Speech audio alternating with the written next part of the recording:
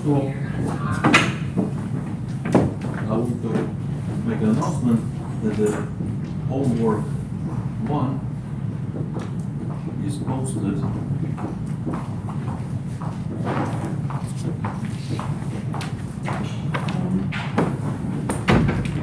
Google Class. So if you haven't joined the Google Class and you take this course for credit, please join the Google Class. Find the first homework. Well, it's has a problem of 15 problems. We have 3 weeks to solve 10 of them. And the first 4 problems is not really related to this course. It's just a general couple of problems of commutative algebra and 2 problems of homological algebra. For homological algebra, there is this problem about the cone. Maybe at the moment not clear why this interesting statement, but we'll need this later, probably next week. So since this is true in great generality about the initial existence, it's hopefully the standard side to ask a question about the general situation when you use this for Kazoo complexes. So this is an announcement, and I also need to have a correction from the previous lecture. So last time when we proved also the Fuchs-bound formula, the proof of the lemma was incomplete. So let's return to this situation. So remember that in that lemma we have the situation we have phi between f and g, and we assume that f and g are finite free modules.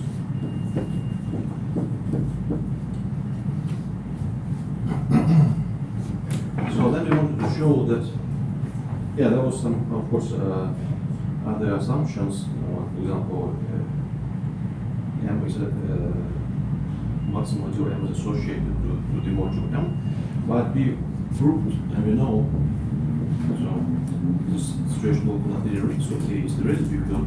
We proved that this is injective. We need to show that actually this phi, the image of phi, is a free direct summand in the G.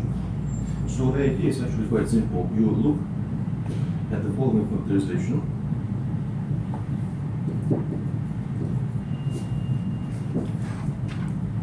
Right.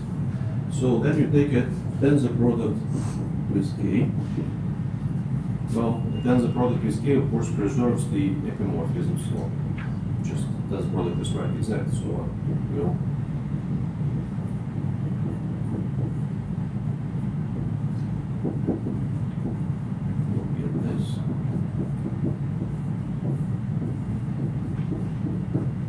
now, this whole composition, if I just, this is of course still the phi tensor K, right? And that's the product is a function. But now, see, we know that this whole composition is injective. Hence, the first map has to be injective. Right? If it's not injective, this thing can't be injective. So this first map is injective and also subjective. So this is an isomorphism. And then you use Nakayama's lemma, which implies that if you have isomorphism of the tensor with K, then the F is isomorphic to the image of phi, and that's what you want. It will be this F will be a direct summand by this map phi in the G. G is free. So that's what I promised. Okay. Yeah, I think that's all I have to do the correction. And now we're going to start a new section. 1.3, linear algebra.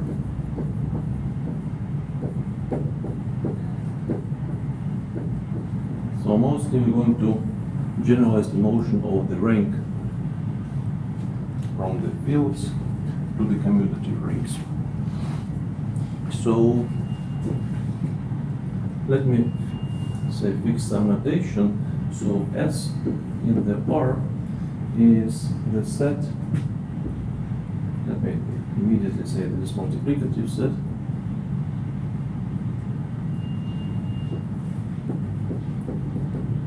Multiplicative set of all R regular elements.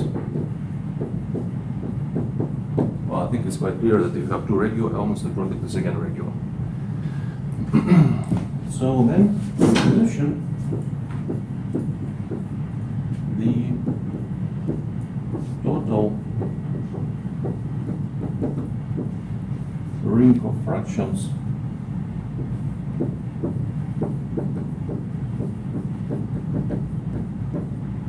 notation is Q of R.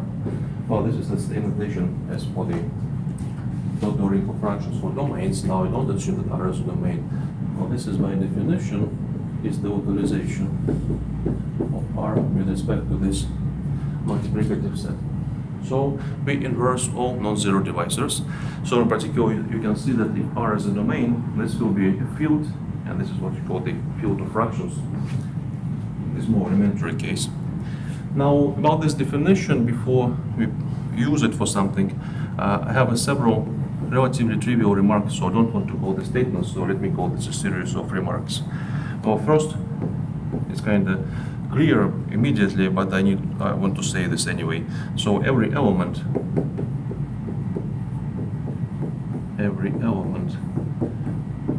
of the Q of R is either unit or a zero divisor.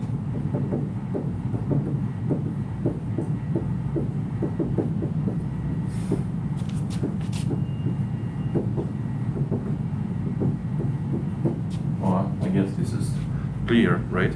Because if this is not a zero divisor, we inverted this in this ring, so this is unit. 2.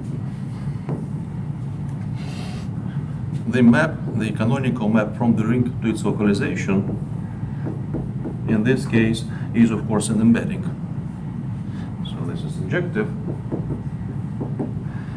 And well, if you return to the notion of localization, say open some lecture notes or some books, you find that you can explicitly compute the kernel, and to have some kernel for this map, you need zero divisors inside S, and it's S, we don't have zero divisors. Well, that's again quite clear. 3, a little bit more interesting remark. So I'm claiming that the Q of R is semi-local.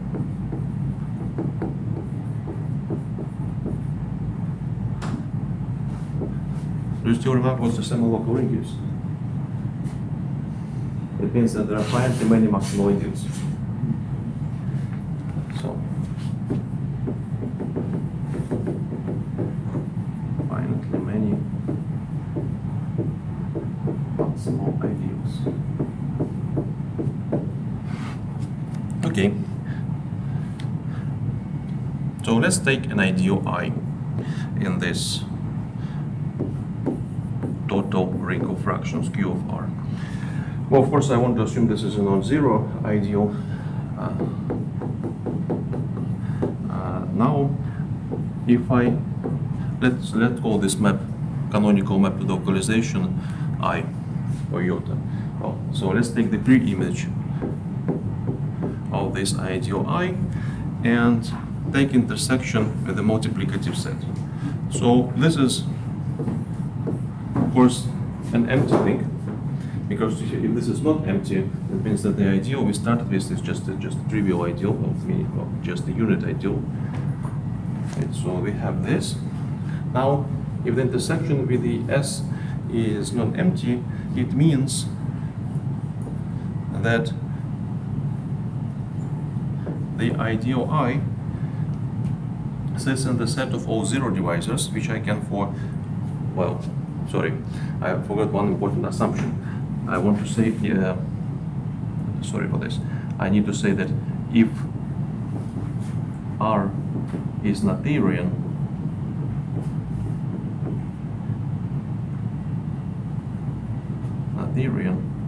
then this ring is semi-local, right? Because now I want to use that the set of all zero divisors is the union of the prime ideals which are associated to the ring R. Now that's a finite union. Okay. So now, if the standard trick when we do this, since it's a finite union, by prime avoidance, I is contained in some P, where P is associated to R. I don't want to write this, but this implication is just by prime avoidance. So let's say this is one implies another.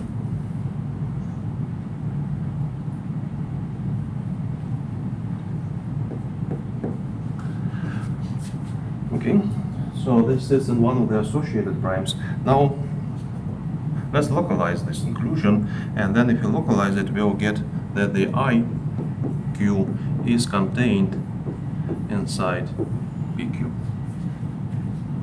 So for any ideal I, we have this. But this means that actually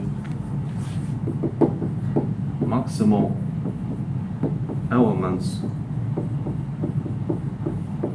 of the set of the associated primes of R are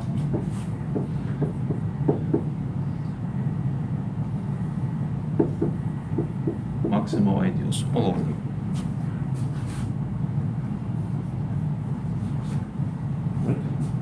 So not we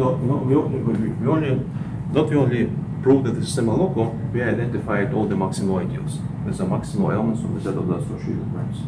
So where the result with you for many maximal elements in association? No, because there are finally many associated primes. This is not even real. This is why I added this assumption. So this is not true without this assumption. Okay. So this is a remark. Yeah, and the final remark, remark 4, I assume even more. So if R is Noetherian and reduced. Recall that reduced means that there are no nilpotents.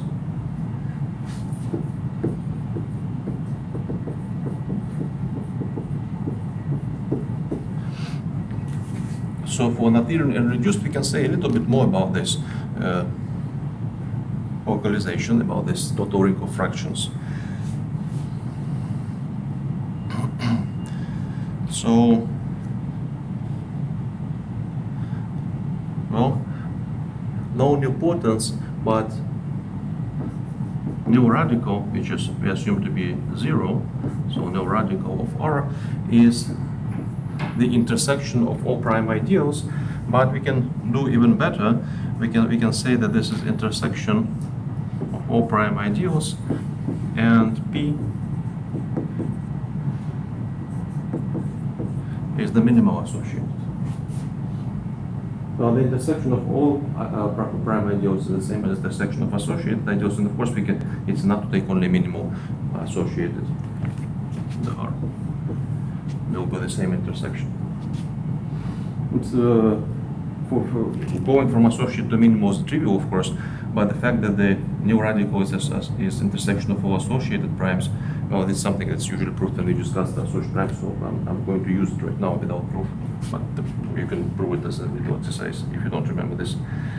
Okay, so this intersection is 0. Now, any two maximal ideals are co-maximal or co-prime. That depends what terminology you use. It means that if you consider the sum of these two ideals, this is a ring. That's of course true for any two maximal ideals. And this means that we can apply the Chinese remainder theorem and conclude the following Chinese remainder theorem. So I'm saying that these two things are co-maximal only to say that we are in the settings of the Chinese remainder theorem, so we can apply it. So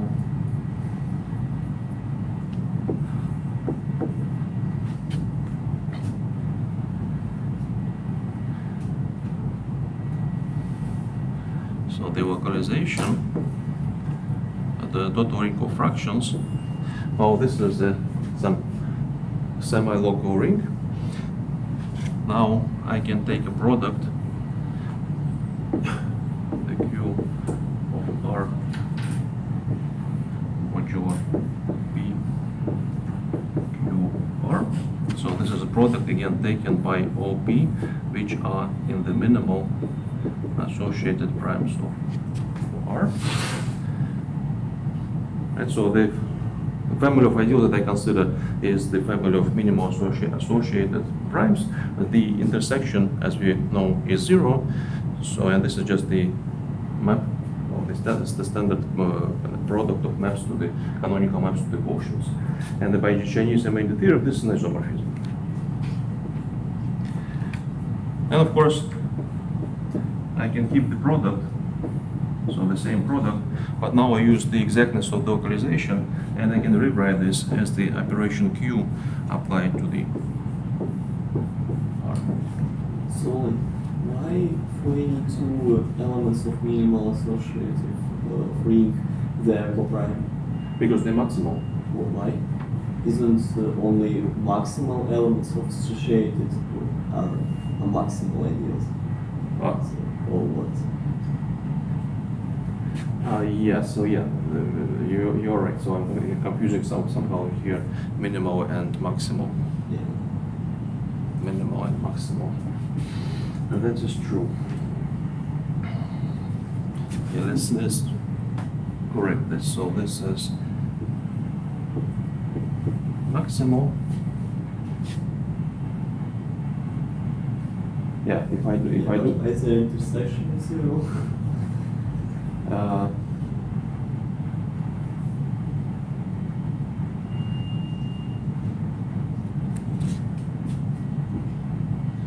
I think this is still true. So the maximal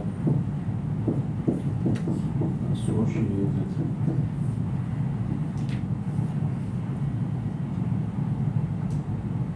this still will be 0. And this is because the ring is reduced.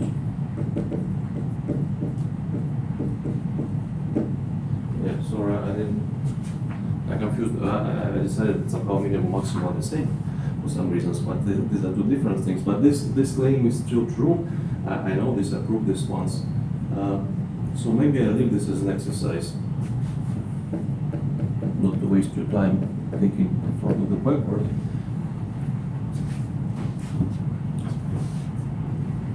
That's not really a hard exercise, but we need to work with the elements. Just take a zero divisor, use them again prime avoidance, and you get this. Okay, so anyway, but by this remark we can reduce the general case to the case of the domain. So this is the domain, and this is the standard just the field of fractions for a domain. So in this case you can see that if the ring is not even and reduced, then this is just a product of fields.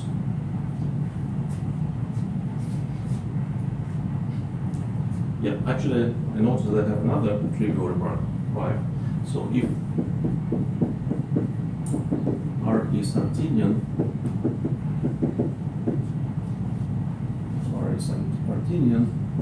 then Q of R is R. Well, the reason for this is that we already know that in Artinian ring we have this property. If you take an element, this is either unit or a zero divisor. So when you do this localization, don't change anything. And this last remark kind of leads to the following question. So I'm going to leave it to you. The question is the following: so if R is just if R is Noetherian,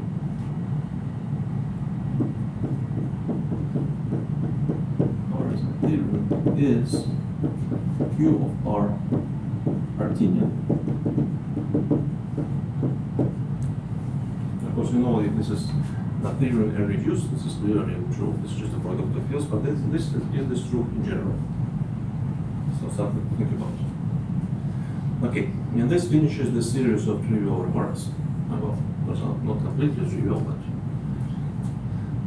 from these remarks I'll give you 2 exercises to prove this implication and answer this question. Okay, so now another definition. If Okay, an R module M has a ring if you localize this M at the same multiplicative set, or just take a tensor product with the Q of R, and this tensor product is a free Q of R module. So of course, in this case, the notation for the ring of M is just the ring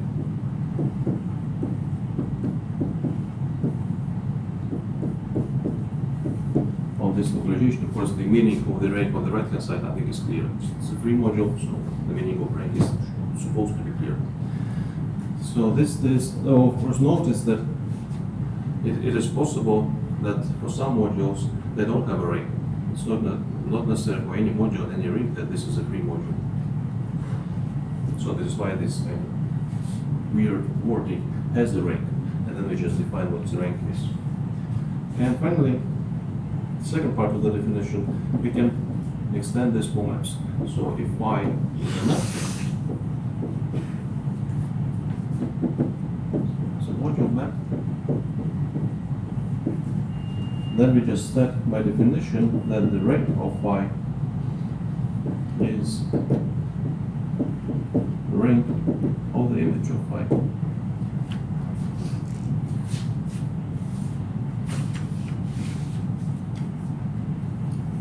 Okay, so I want to group that we can think about this rank in other several ways, but to do this, I first need a lemma. So since this localization is a semi-local ring, I need a lemma about semi-local rings. So let R be semi-local ring. M is a finite projective R module.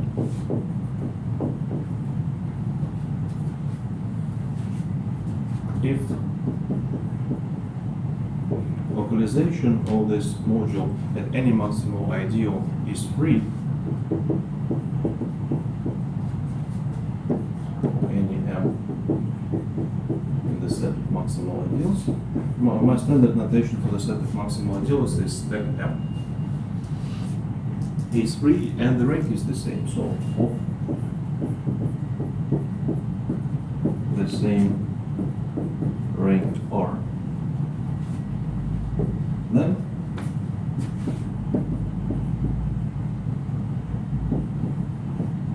M is free. So we can decide when a projective module is actually free, and as you can see from the definition, it's important for us to know when some module is free. So for example, we can show that something is projective by saying that by splitting some short exact sequences, but then we use this lemma to say that something is free. Okay, proof. Let's fix some notation. So let's say that the maximal spectrum of the ring R consists of elements Mi, where I is between 1 and n.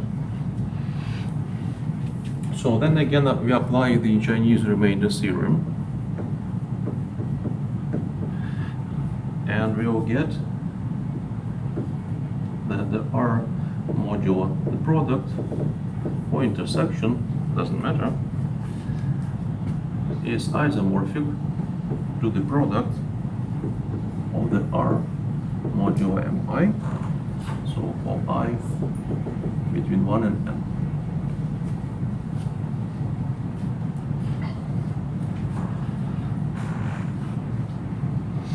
Okay, and then let's take a tensor product, take this isomorphism, and take a tensor product with M. then we'll get M modulo product of maximal ideals. M is isomorphic. Now for modules, of course, I don't want to write products, I'm going to write direct sums. M modulo MIM.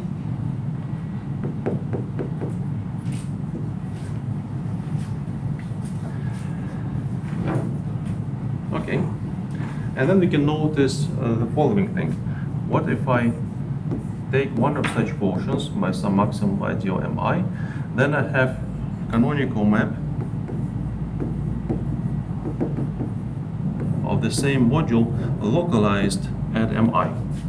And then of course I can use the exactness of the localization and identify this with the M localized at Mi quotient by the Mi M localized at Mi. But I also claim that the first map is also an isomorphism.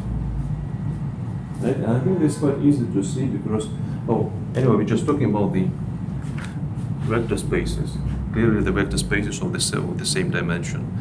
And if you just analyze, well, look at this definition of the map, which is essentially just topological map, this has to be an isomorphism. Okay, so now for the last isomorphism, I know that any such localization is a free module of some given rank R. so this last localization I can replace with the R localized at Mi to the R modulo Mi R localized at Mi to the R.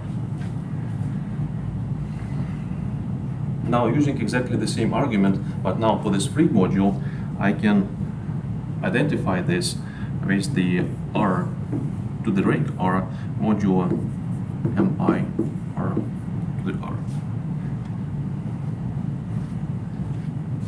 So this is isomorphism for each individual summoned in the previous isomorphism. So we can combine this together and write the following.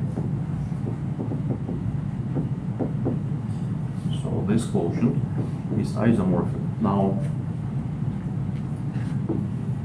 still the same direct sum, R to the R, modulo Mi R to the R.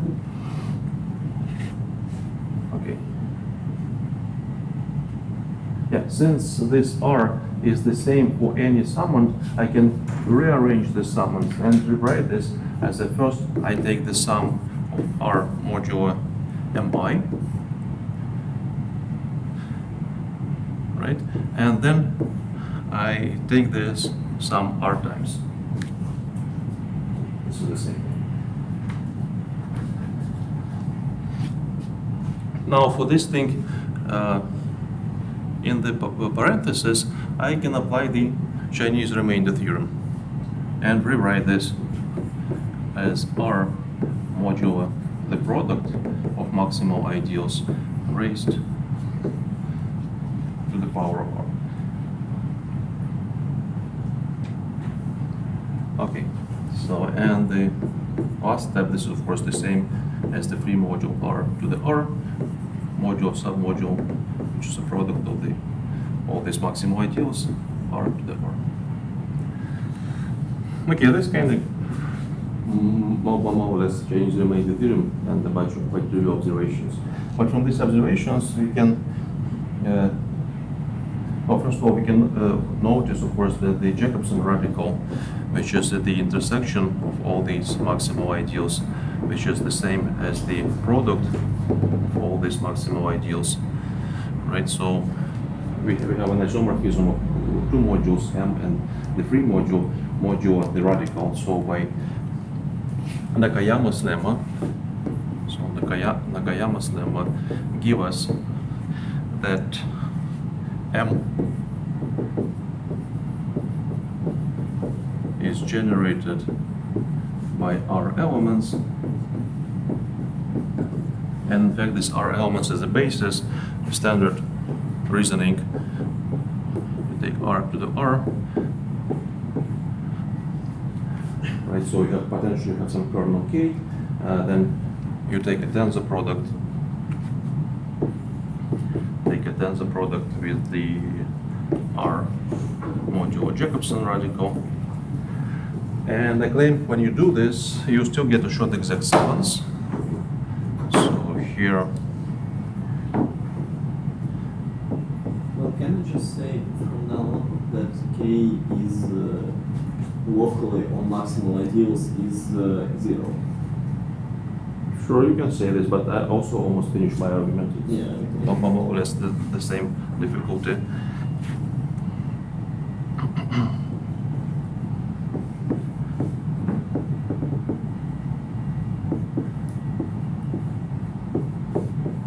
So I'm just tensoring with this quotient by the Jacobson radical. And then I get a short exact sequence. Oh, just can you tell me the reason why this is still a short exact sequence, right? So the tensor product in general it's only right exact, but in this case it preserves the shortness, the exactness. Because cell is projected. Well, I would say because M is flat, right? Because the next term we're supposed to write here should be Tor 1, right? Between this module and M. And M is projective, hence flat, so the Tor 1 is 0, and we have this exactness. But now, by Nakayama's lemma, this is, well, we see this isomorphism, it is given. Now, this thing is isomorphic to 0. So again, Nakayama's lemma gives us that the K is isomorphic to 0, and it gives us that M is a free module.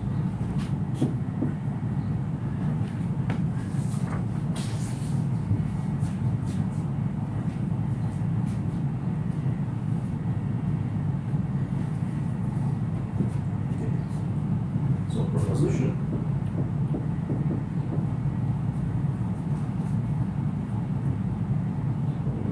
Let R be a material ring.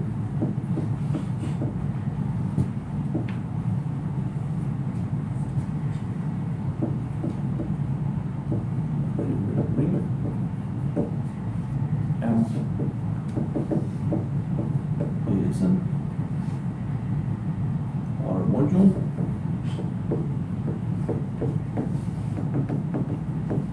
With finite representation.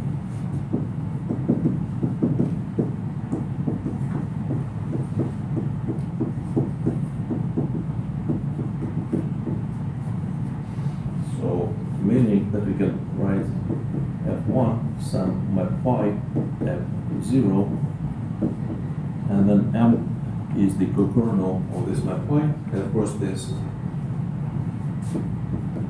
y0, y1 are free of finite ring. You just add this in parentheses, just what it means to have a finite representation. Basically, about last proposition. Like if we don't tensor with R quotient by JR, we just localize at every maximal ideal, and we know that M, well, from this we deduce that K is equal to 0. Can we... Oh, you deduced that any localization of the K at any maximal ideal is 0. yeah, that means that K is 0. Well, it is, for example, by this lemma. No, it's just lemma that K is equal to 0 equal to the following calculation. K is equal to 0, K pi for any pi equal to 0, K mi equal to, yeah. And then we don't need the condition that M is projective.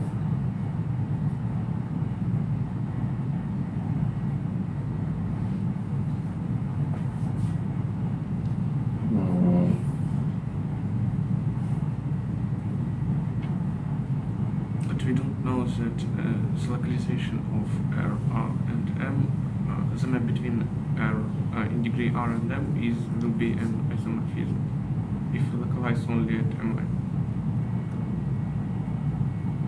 Well, we know that they are isomorphic, but we don't know that this map is isomorphic. Yes. Yeah, that's true. Well, definitely the statement is not true. Well, the symbol of a counterexamples, right? If they just any module that say you have just a product of two fields, and your module just one field to some power right here.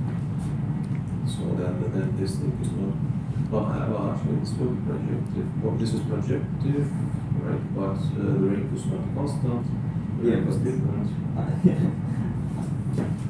Well, probably that's true that this not could be not isomorphism. Yeah, I think it's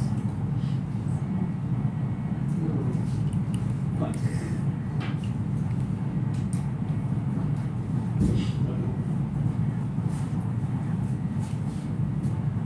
Yeah, so in an Arthurian situation and this module is finite representation, you have several only equivalent.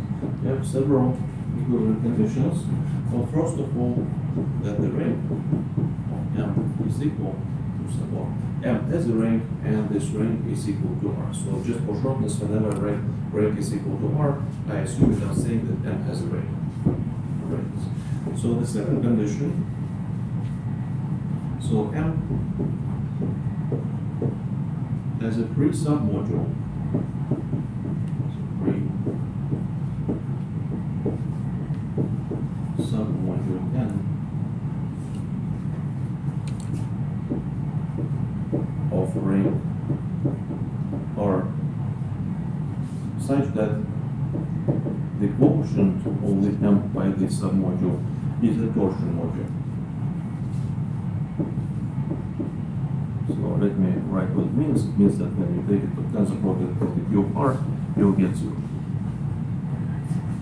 So this is the definition of a torsion module. M module N is a torsion module. But maybe just write this here. So this module is torsion. This is satisfying. Okay, so condition 3. For any prime ideal associated with the ring R, the localization of M in this prime ideal is isomorphic to a free module Rt to the R. And for the ring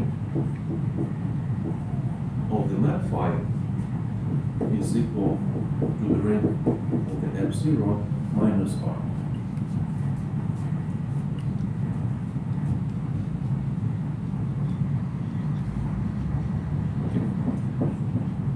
I'm not saying this, but of course, if I write this, it means that the rank exists and it's equal to this. So, unfortunately, in this case, going from 1 to 2 to 3 to 4 and then back, it's not the shortest way to do this. Well, maybe the shortest, but not the easiest way to do this. So, there will be more than 4 implications. So, first, let's start. 1 implies 2. So, we have a module and it has rank R. So let U1 up to En be a basis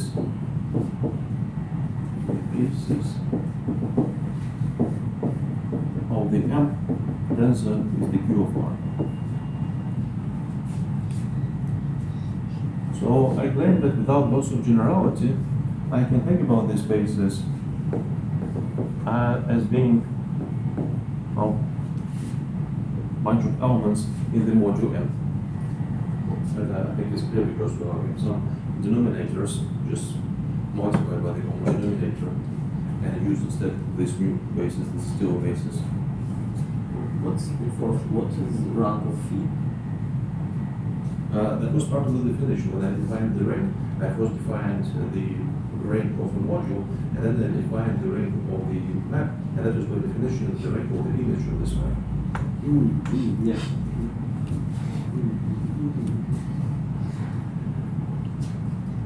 Okay, so this is set of elements, and now I need to provide you this free submodule M. So I just give it to you. This is the sum R ER. So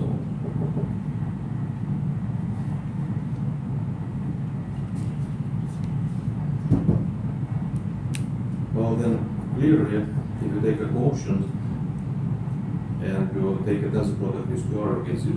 So that's a free submodule of rank R. Wait, there is a little problem with the notation, so this is not up to n, this is up to r.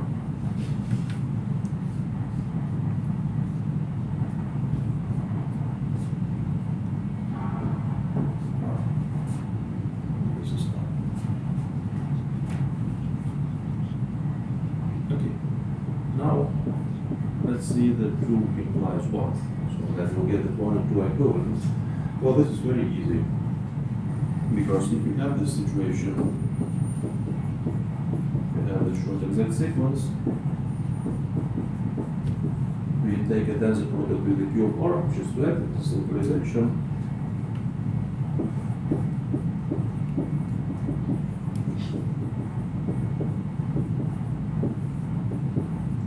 And we know that the last term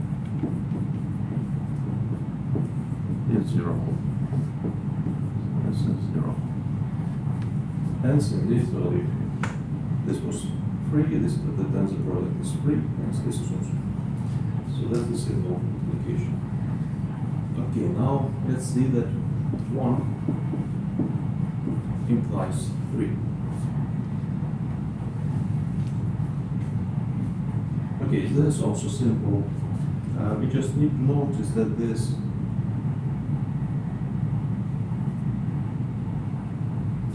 set with respect to which we localize this is this set of all regular elements, right? So I know that the ring is not real, right? So the set of all regular elements is R minus all zero divisors. So they complement the zero divisors. But the zero divisors is this finite union of all the associated primes.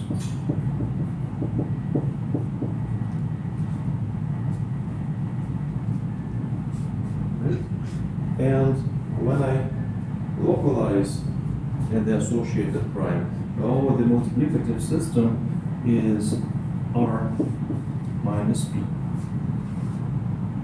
Right, so P is contained in this union, so for the complements, they are contained in the other direction. P is like some or prime in C shape, yeah. Yeah, so this is like in condition 3. For condition 3, so I assume that P. So say for any associated with R. So what we can see that this multiplicative set, which is complement to the P, is even larger than this multiplicative set. But this means that if I want to get the localization M at the P, so is the localization of the M tensor Q of R. So first localize the small set, then localize the Q in the larger set, so we can do localization in steps. But then the claim is clear, right? Because If I know one, I know that there is a free module, localize a free module, this is still free. Okay, so now we get 3. Let's prove that 3 implies 1. That's probably the hardest implication, and here we will need the lemma, I think. Yeah, so we need lemma. Okay, so let's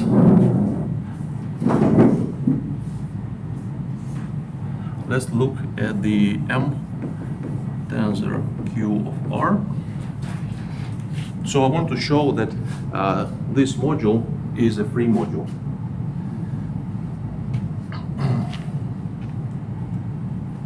So let's look at the localization at the P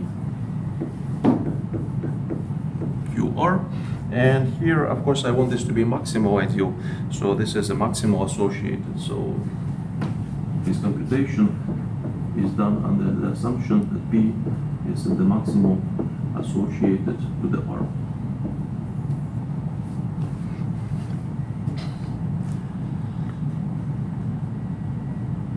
Well, this can be written as a tensor product of the M and the Q of R. Then we need to take a tensor product over the Q of R with the localization.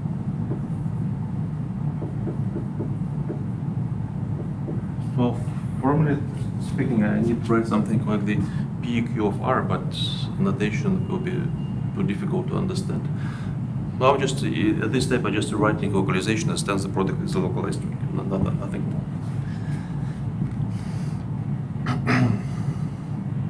Okay, so then of course, so this is over R. I use the cancellation property and write this as a tensor product of the M, tensor product over R with the Q of R localized at P.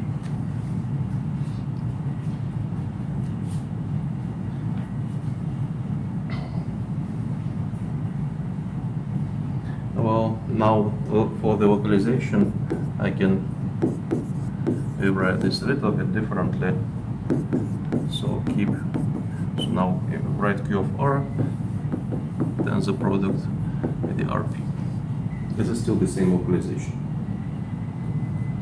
But now I can first compute the tensor product of the M and RP, write this as the M localized at P, and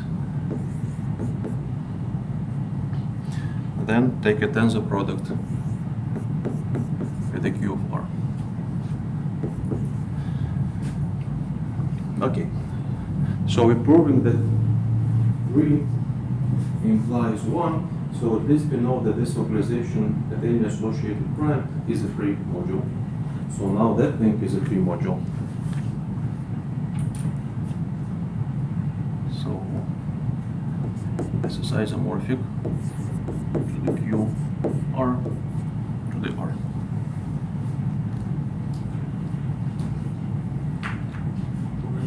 In the second from the end elements, it's tensor over R, yes. Where? Second from the end. This. This? No. The first one. Yeah, it's tensor over R. Yes. Yeah, and so we tensor RP to the power of R over R with something. Why we still get Q of R? Well, like. You want me to write this localization at RP Yeah. here? Well, this is just another cancellation property. Just insert this.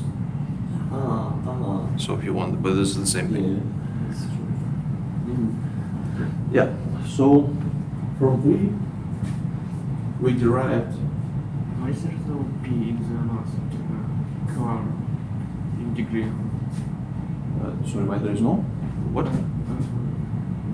have P tensor QR and then get QR in the degree R. And why there is no P?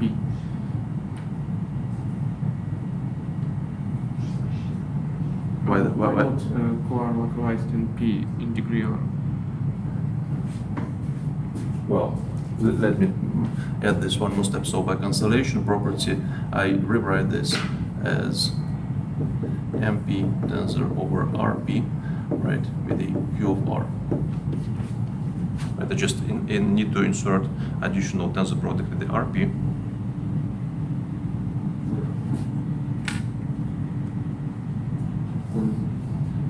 Like you insert tensor over RP on the R.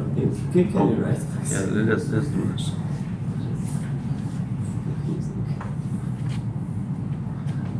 Okay, so here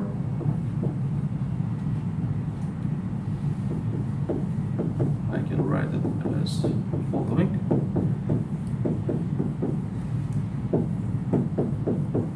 Right, so definitely if I do this, I will still get the same M localized at P. But then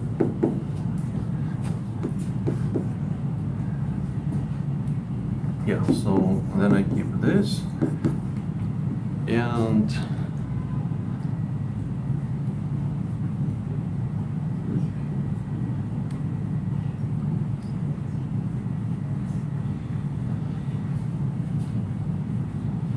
yeah, but well, It's looking like Q of R localized at P.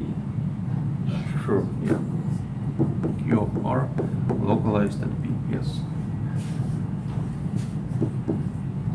If I want to write write it like this.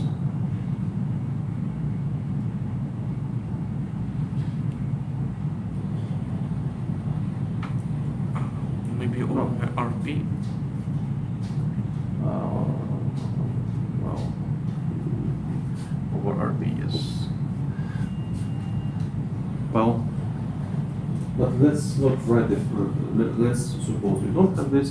What if I just say I know that this localization at P is a free module, right?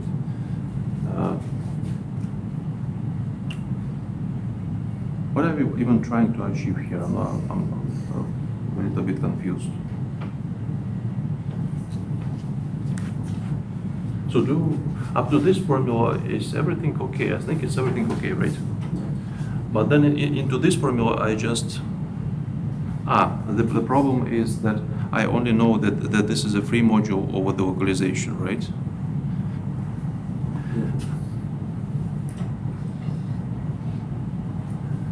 So this is a free module over the localization.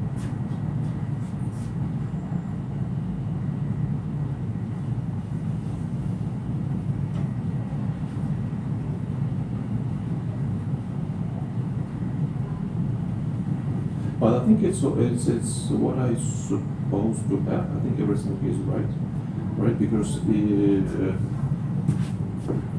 just ignore this and write this as the Q of R to the R localized at P, right? With this you agree? Yes.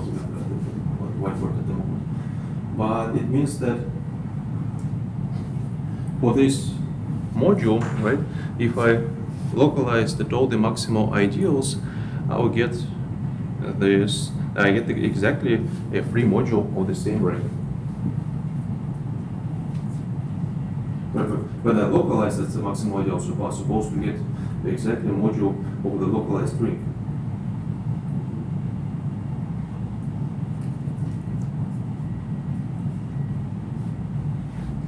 So you're confused. So.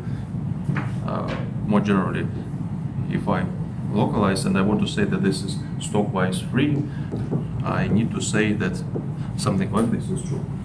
And that's what we get.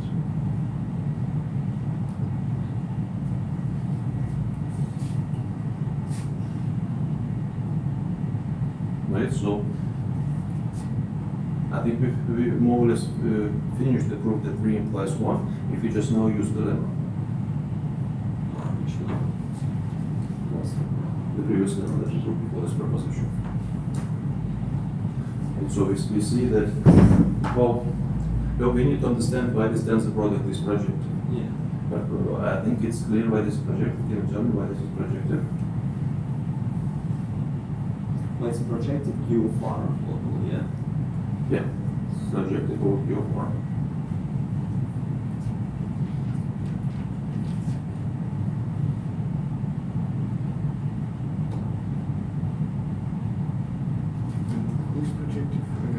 Yes, to apply the lemma, we have this kind of constancy of the rector, but to apply the lemma, we need to know that this module is projective.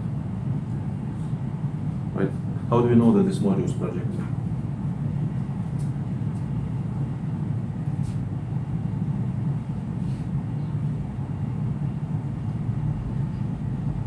Over Q of R.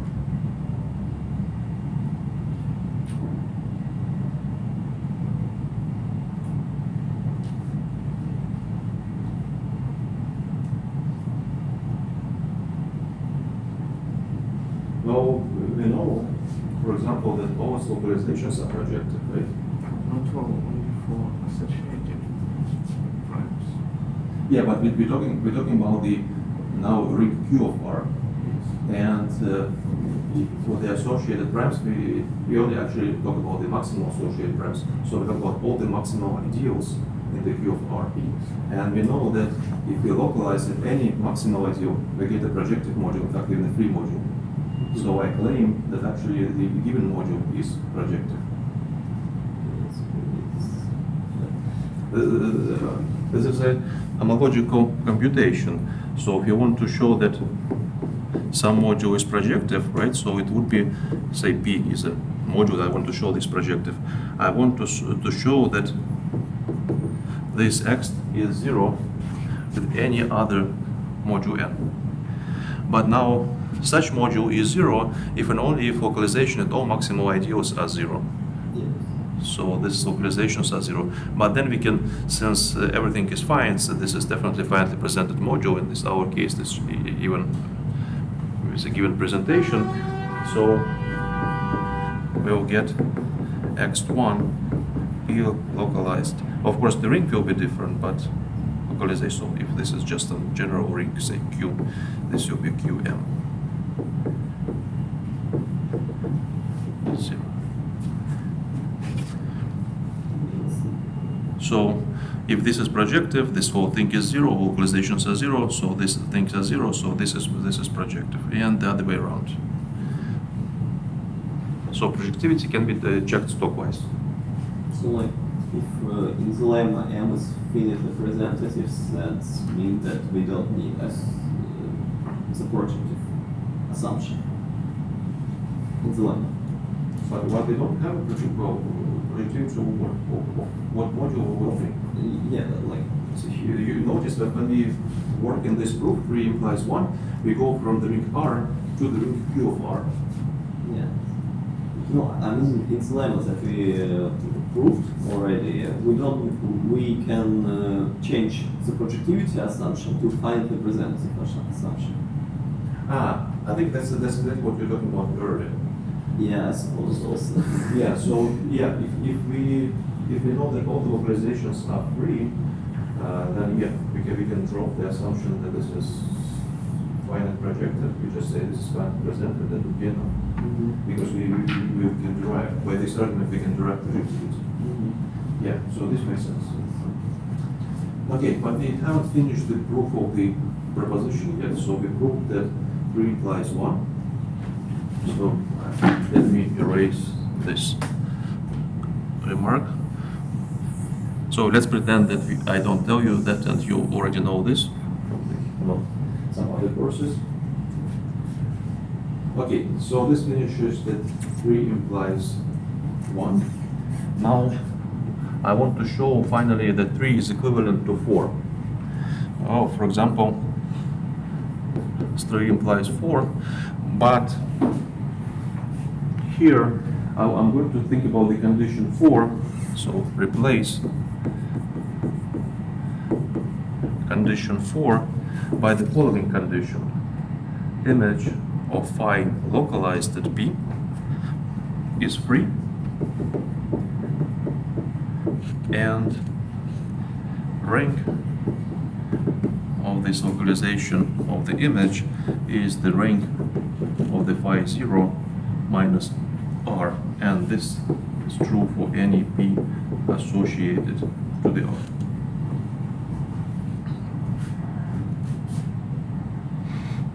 Right, so I can, instead of thinking about this condition 4, I can kind of combine this 1 and 3, which I already know equivalent, and rewrite this condition using We extension. don't know that 1 is 3 equivalent. No, we proved that 1 and 2 equivalent, and then we proved that 3 and 1 equivalent. So at this moment we know that the first 3 conditions are equivalent. I want to show that the last one is equivalent. But for the last one I can also reformulate using working with this, with the module which is the image of phi, and I apply this thing first and then. So this is how I'm replacing condition 4. And now if I do this, the proof is actually quite elementary. I look at the short exact sequence.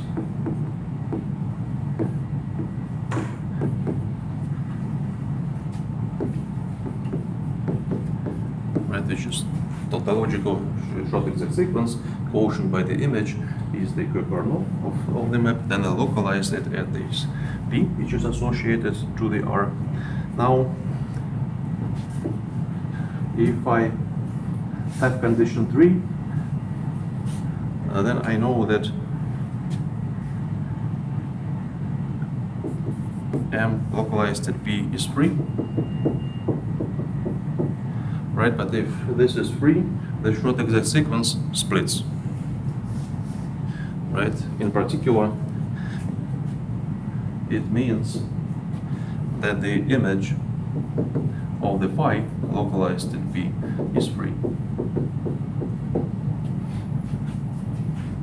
Maybe just a little argument why this is free.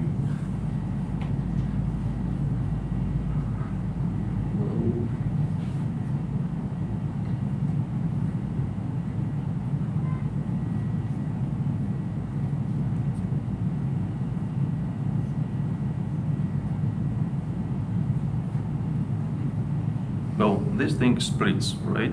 We assume that this is free. So this is a sum of this and this.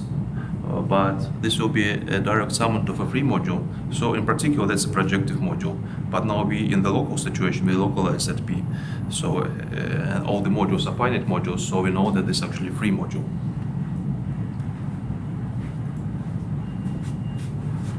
Okay. So we're proving that 3 implies 4. So yeah. And of course, the numeric condition for the rings immediately follows from the short exact signals. So that's not something too trivial. So finally, 4 implies 3. Okay, so when I know condition 4, And I want to think about condition 4 formulated in this way, right? So this means that looking at the same short exact sequence, this is now free. This is of course free. We can see that the projective dimension of the MP is definitely no more than 1. This is the potential projective resolution, so it may be for shorter, but at least it's no more than 1. Well, what is the depth of the localization RP? Can you compute the depth of this ring by what you already know?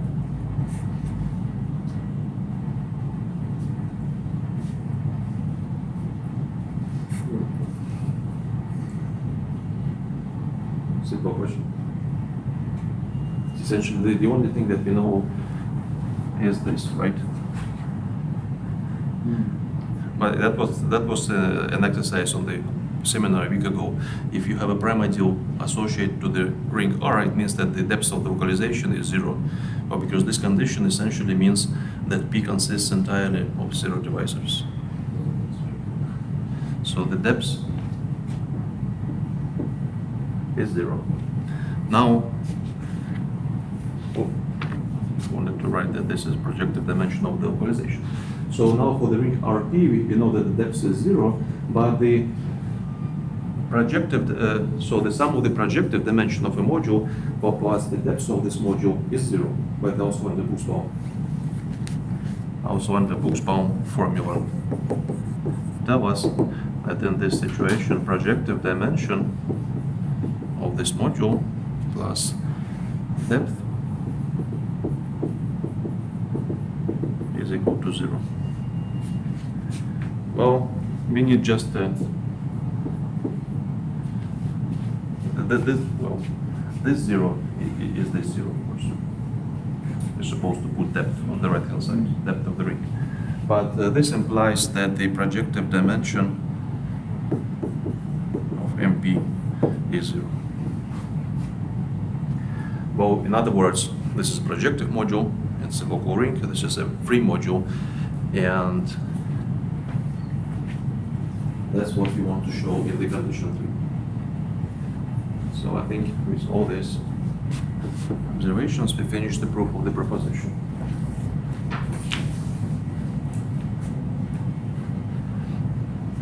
Okay.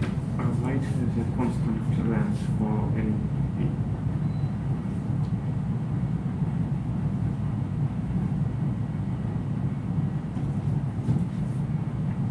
Well, this is again because we have this numerical condition. So we're proving that 4 implies 3. We prove that this is free, and we have this numerical condition.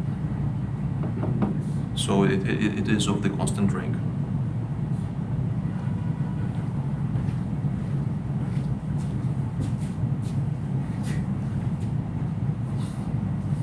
Okay, so that was kind of one of the main propositions, technical propositions.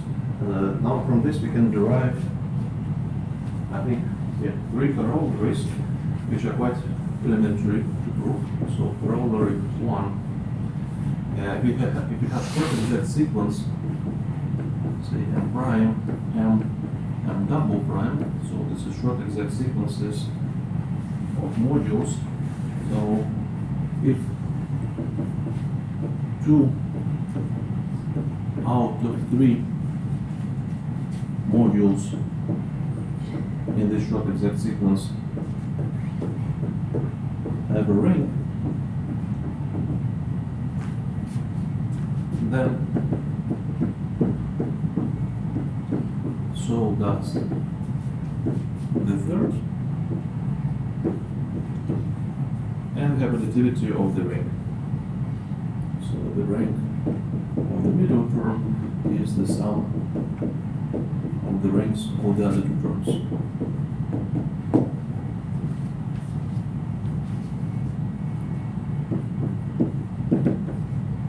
Okay.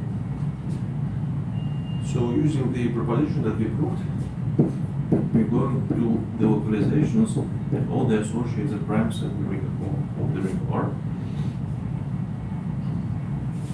So we will get short exact sequences, which are just localizations of the given short exact sequence.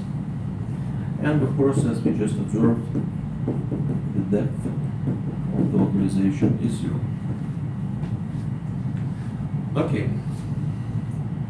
Well, there are kind of two cases. The first case, if MP double prime is free, right? Well, I'm going to show that if the 2 has a ring, then the third has a ring, the numerical condition that a ring is actually additive is more or less immediately follows from the formulas of the proposition. But if we suppose that this is free, right? So if this is free, then we're actually talking about the splitting short exact sequence. Why if M double prime is free, then M double prime is free? Well, the short exact sequence, that would be enough, right? Uh-huh. So I'm using the proposition, I'm thinking in terms of the condition, what was this? Condition 3. So I want to show that all such localizations are free. Well, if this is free, right, so then this splits, and if I assume that this is free, right, then definitely this also free. It will be, again, direct sum, which is projective, and then this 3 over the local ring. And if I know that this is free, and I know that this is free, then this is also free because this is splitting, this is sum of 2 free. Okay. So I'm saying that if one of the 2 modules which is free is this last one, then we have this splitting,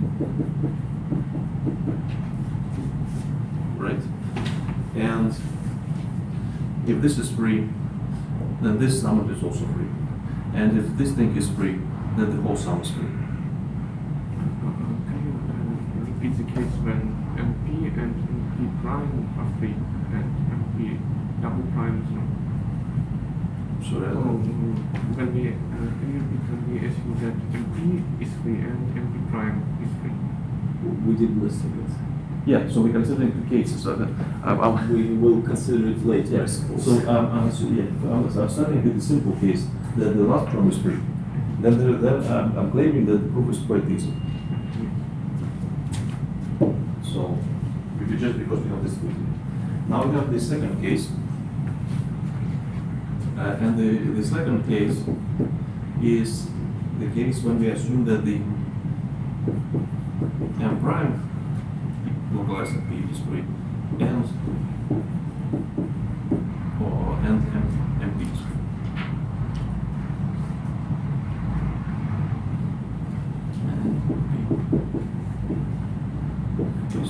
This is another case to consider.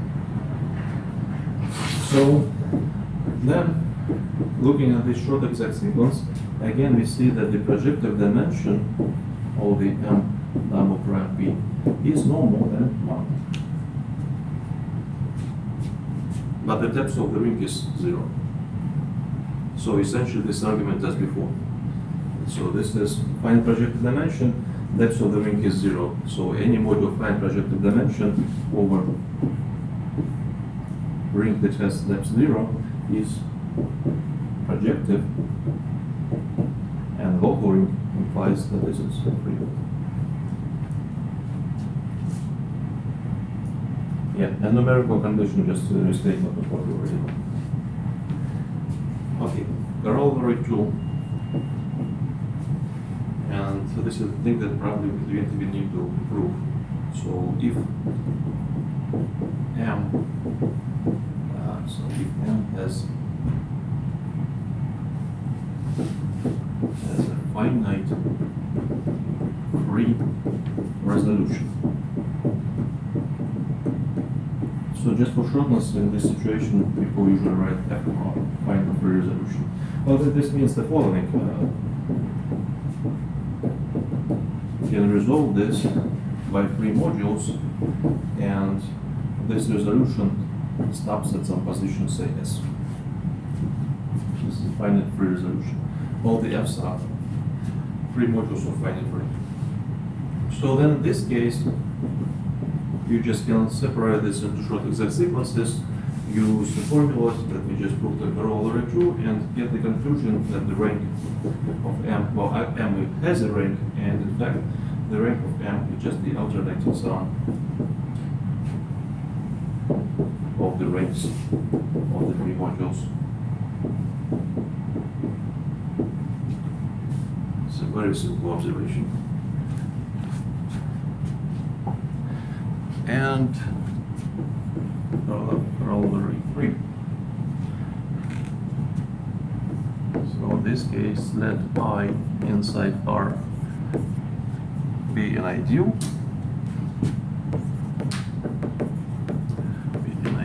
Of course, let's assume that this is not zero ideal. And ideal I has finite free resolution.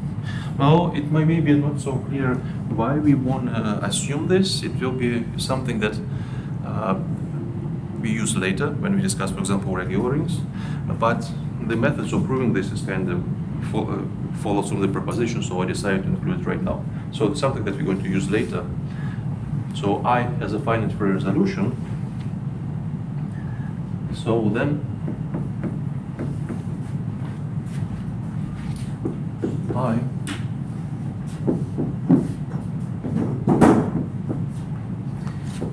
contains an R regular element.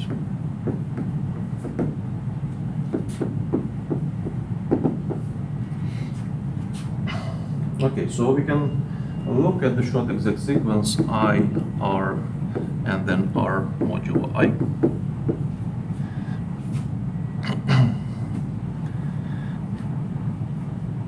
We know, since this is has finite free resolution, we can apply the previous corollary and say that rank of I exists, right, by corollary 2.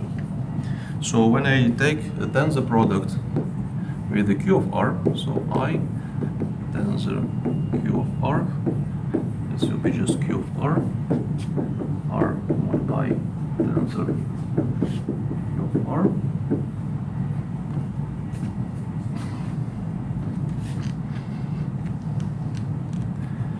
Well, if I is not equal to 0, then this means that the product of the I and the Q of R, which can be identified with the I Q of R, is also not 0. This is just by the correspondence theorem for the localizations. If this thing is 0, clearly the I also has to be 0. So this means that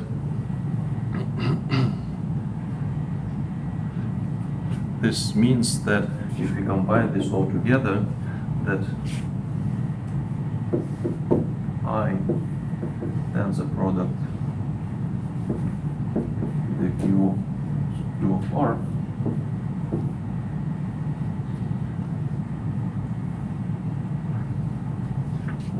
this is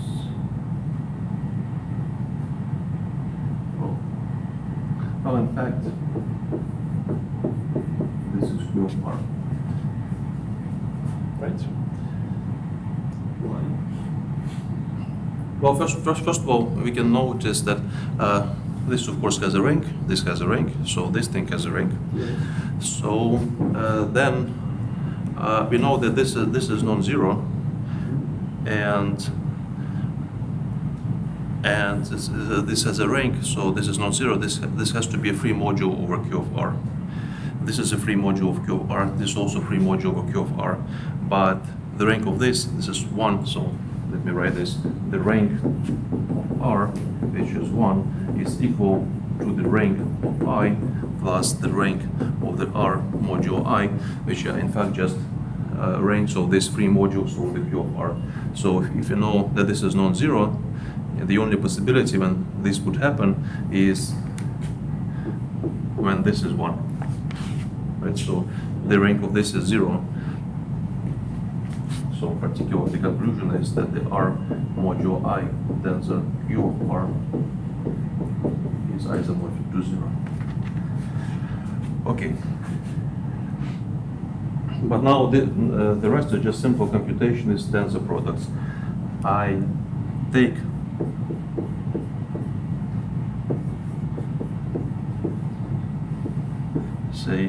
say a tensor like this.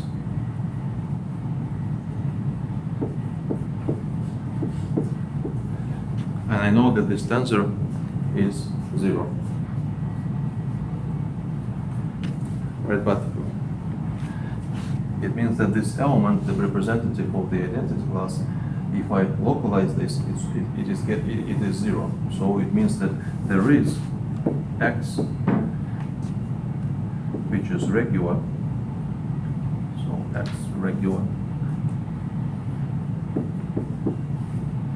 on R. In other words, in the multiplicative system with respect to which we localize, such that the kind of, a little bit informally, fraction like this, if I multiply this by x, I'll get 0. But this is equivalent that the x plus y is 0, which is equivalent x lives in I.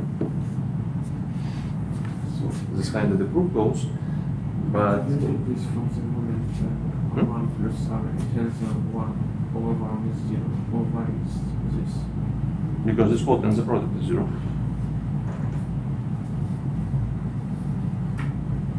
I know that the tensor product is 0, right? Yes. So and now I'm just looking at particular element, which is just kind of, I have one here, which is class of 1 modulo I, and I have one here, which is just a fraction 1 over 1. So I know that this tensor product, well, anyway, maybe it's even better. I can think about the element here as a fraction. This is the class modulo I, and I can divide by something which is regular, right?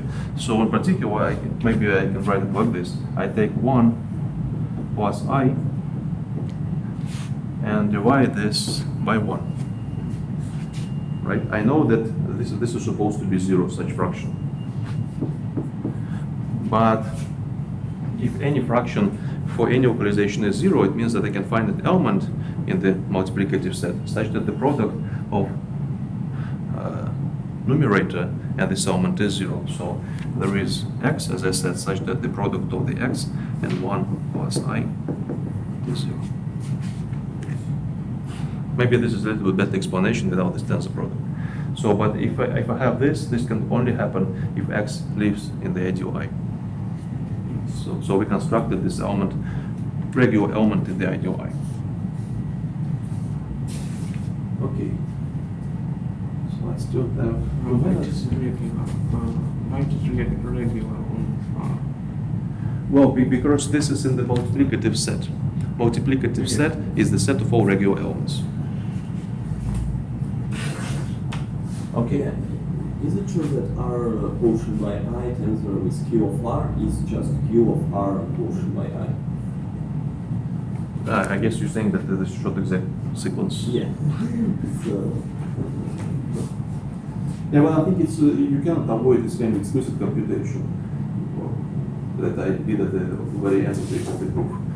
You need to do something with the fractions, but just by working with the modules, it's not clear that there is such X. Okay, so like 1 minute. we have 1 minute, so maybe let's take a break because I'm going to start a new set of ideas. So let's do this under the break.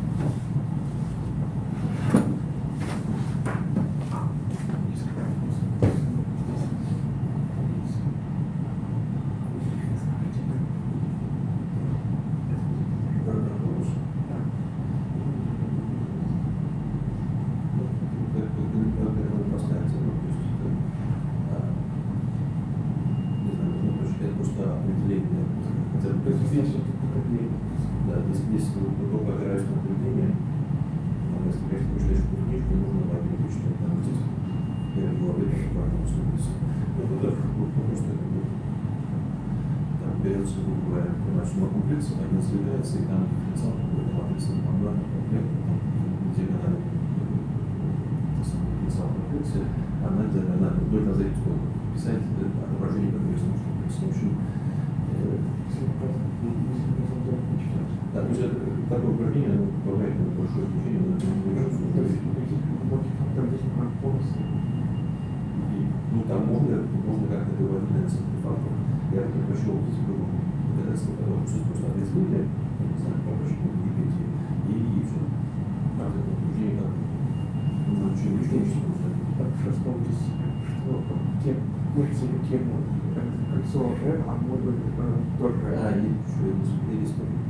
Я исправлял, мне казалось, я исправил, что пятый модуль, что зачеркнул здесь просто по кольца, и на тебе не видно, кажется. Идеал в смысле. А это его как-нибудь будет, то есть идеал всем. Да. Там надо исправить, после чуть сам глубину, когда чуть. Ациклически это имеется в виду, что все гомологии выглядят. Да, циклически это будут все нарисованные, но там просто бывает такая ситуация, например, на лекции все время есть можно, у него только одна входящая стрелка, нет выходящей. Тогда там просто не возможно условия, тогда там не выходит. А здесь входящая и выходящая, ну, значит, там нет выхода. Да, то есть там, когда нет свой комплекс. Вот как кода, здесь нарисовано, здесь в управлении, ну, нет условий. Да.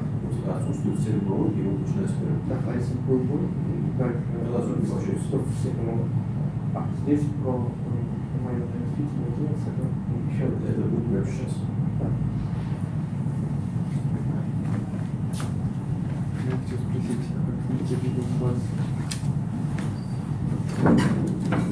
Сам тоже способ чуть не письмо. Я пишу ссылку.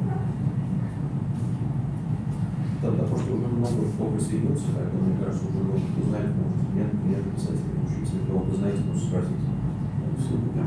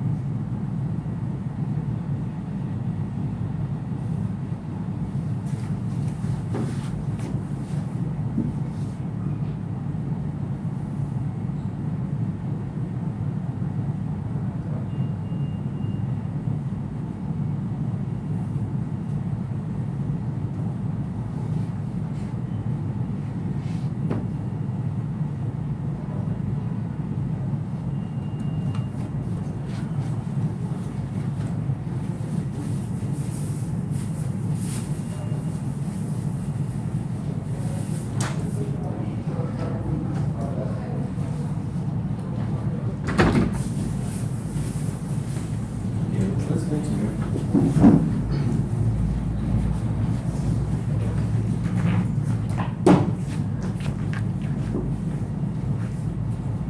So minor ideals.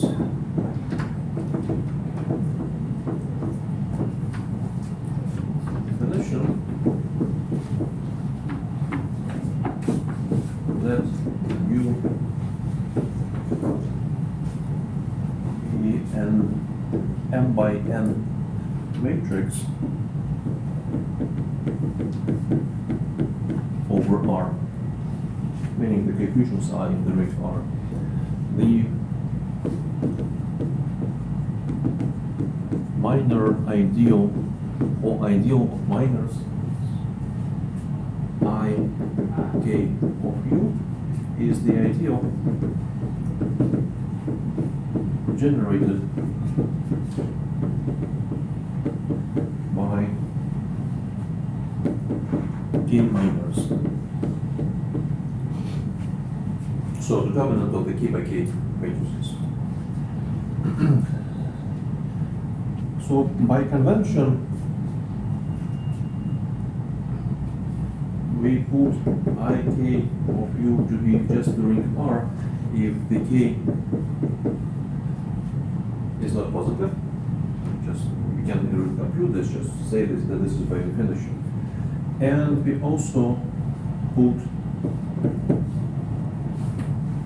ik of U to be 0 if k is greater than the minimum between n and m. Again, we can't really compute this, so let's say this by definition 0. And then we'll get something like this. We have the zeros minor ideal of the matrix U, which we set by definition to be equal to the ring. Then inside this, we have a smaller subideal I1. No, this is just 1 by 1 minors, meaning that it's just matrix elements. And then inside this, we have I2, etc. until we reach something that is minimum of the n and m plus 1, that is necessarily 0, and then after this all the other terms will be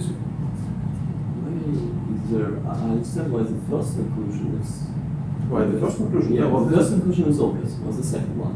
well, this is 2 by 2 minors. Imagine how you compute this. This is just 2 by 2 matrix. You compute the determinant, and this will be just this polynomial expressions in the elements.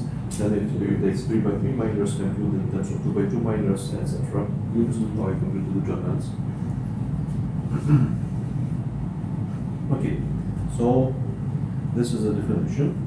Now, you can think about this as a continuation of definition, but you need to check this is well defined in this exercise in the assignment. So if you consider a situation where you have a map between two modules, and so this is a map of finite three modules, then you can choose a basis in the F, you can choose a basis in the G, and write the corresponding matrix. So then we set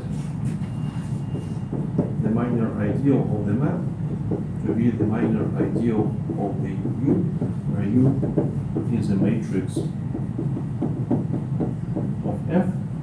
And this is very straightforward in algebra computation, not very short, so I don't want to do this.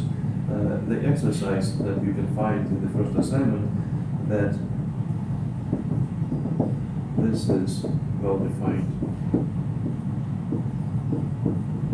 So we have 15 problems. You can choose any 10 that you like. If you start with conceptual problems, or you can do this kind of routine in algebra computation. So this is well defined. Doesn't depend which base you choose and the F and then the G to write this matrix U with the map, right?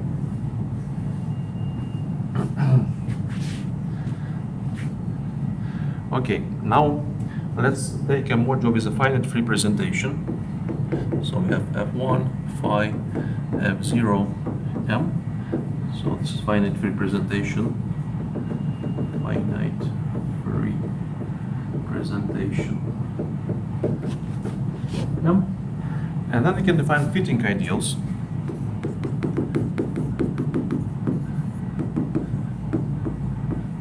Wittig is the mathematician who first considered them, I think in 1936. So Wittig ideals, so I'm going to call this Ft of, yeah, so of the module M, and this depends on the index I. And this is by definition the minor ideal with the index n minus I or the map phi.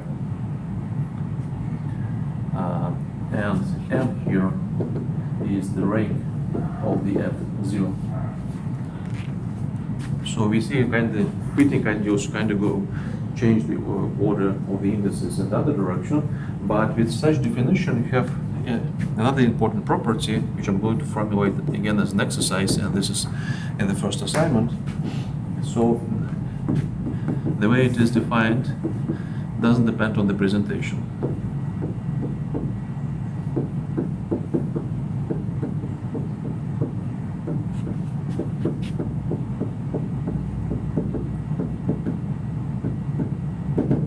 More precisely, this means if you have another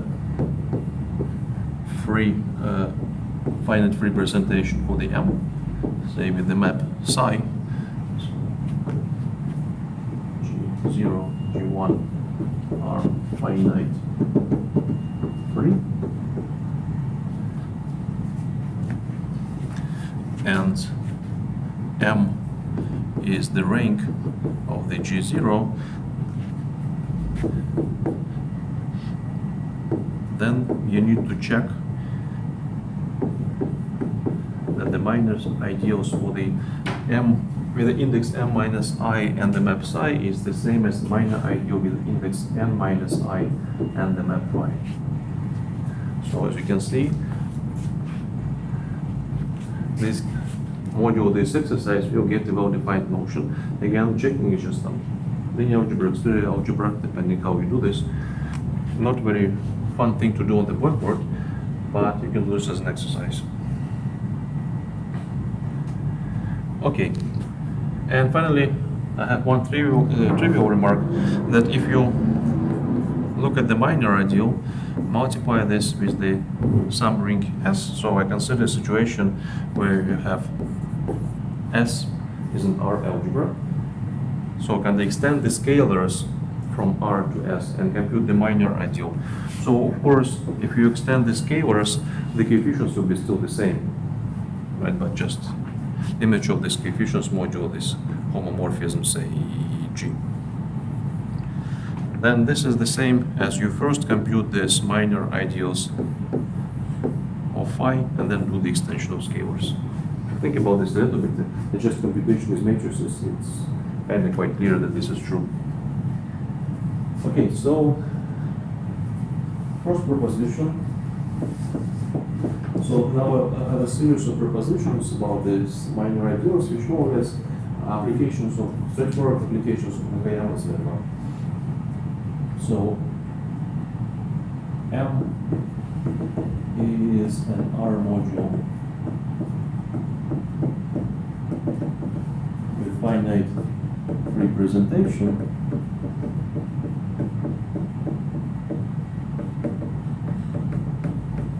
So I want to fix this presentation. So it's F1, F0, map phi, M. And I also consider prime ideal P in the spec R. So any prime ideal. Then the following are equivalent for this data.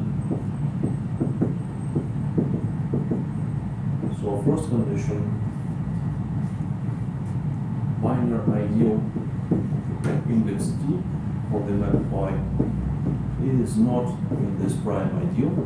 Condition 2, image of phi localized that P contains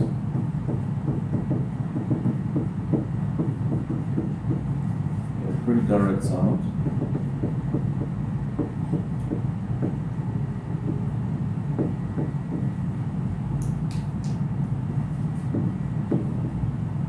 Pretty direct summand of rank T.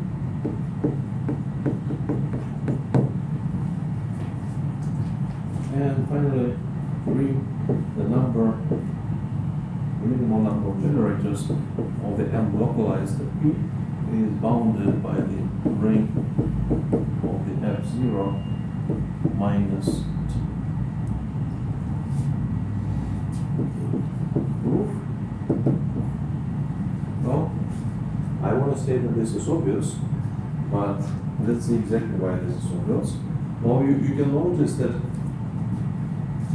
we can think about all these statements instead of the ring R, we can localize in the prime ideal P. So, now also generality, we localize at P and then think about these statements. For example, well, for 2 and 3 I don't need to say anything, but for 1, when I localize at P, if this is not in the P, so it means that this is not in the maximal ideal, so then the condition 1 will be equivalent just to the condition that the I T F is equal to R, right? If it's not in the maximal ideal, it has to be the more it's unit ideal. It's the only replacement for the conditions that we will do. Now, condition 2. Why we can assume that R is equal to RP? So what? Why we assume that R is equal to RP after without losing of generality? Yeah, I'm saying that if I can, well, how I'm going to do this? I'm going to do this by the localization. So if this is true for any localization, then this is for any prime ideal, this is what I need to show. So I'm just saying that let's assume that the Ricard work is already local. Just to simplify notation, for example, I can write just R instead of RP. This is the main reason to do this. Now, well, I reformulated condition 1. Now, what it means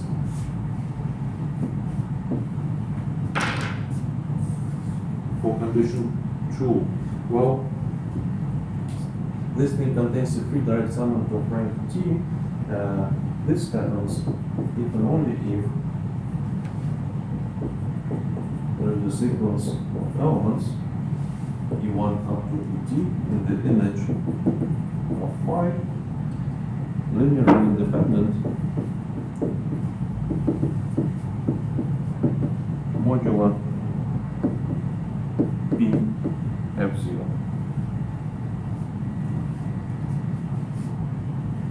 Right, and this equivalence is just Nakayama's number. And finally, 3.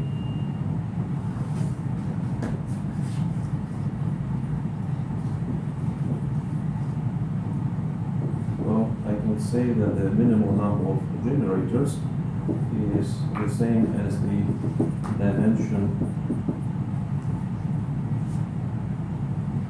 of the vector space or the residue field R modular P, and the vector space is M modular EM. Right, this is again by the Nakayama's theorem. Okay, so we can assume that this is the local ring, and then we go from the local ring to the residue field and use the Nakayama's lemma. And then we see that all the 3 conditions are equivalent.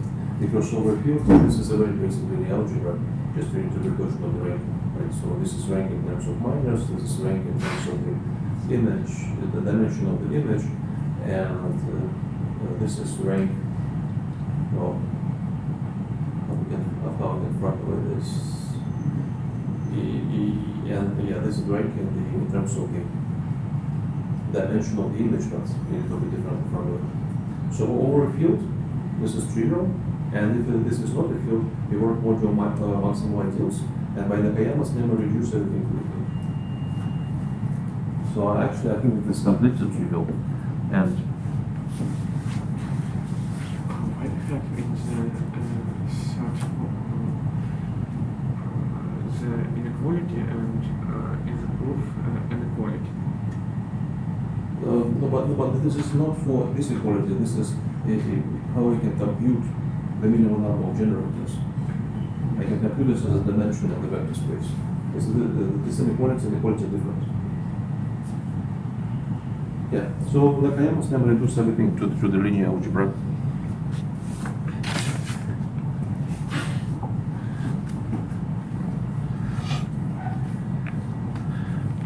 Okay.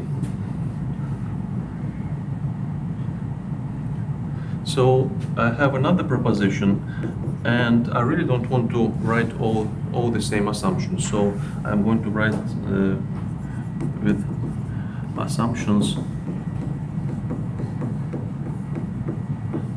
as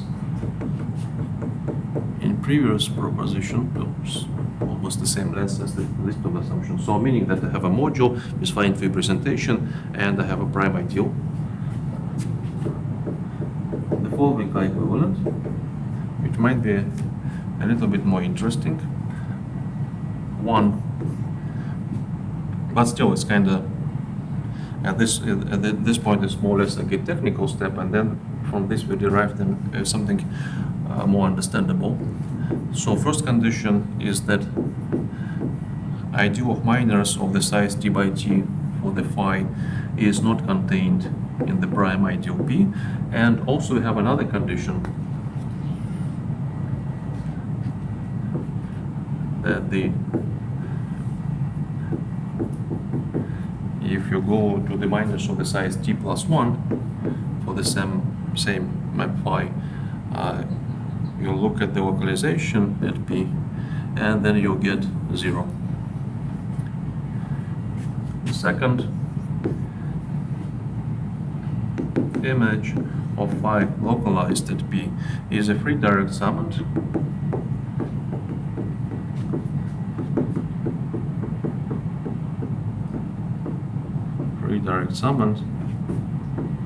of the F0 localized at P of rank T. And 3,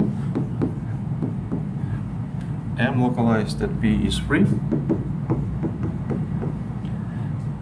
and the rank of this free module is the rank of the F0 minus T.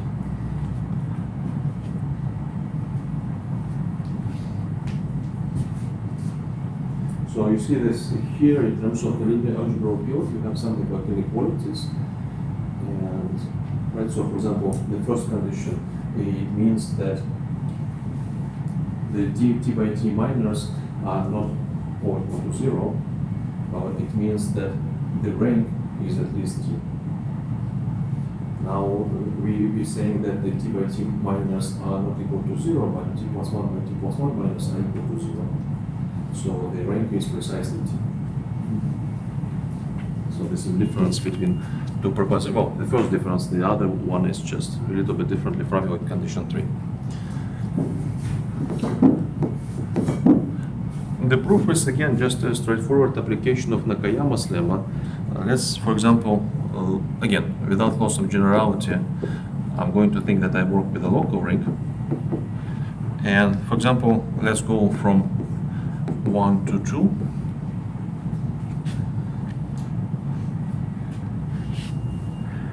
Well, again, I know that this condition means that the t by t minors form an ideal which is equal to the ring. So there is a basis in F1 and F0 such that matrix of phi is the following form. So here I have the identity of the size t by t, and the rest are zeros.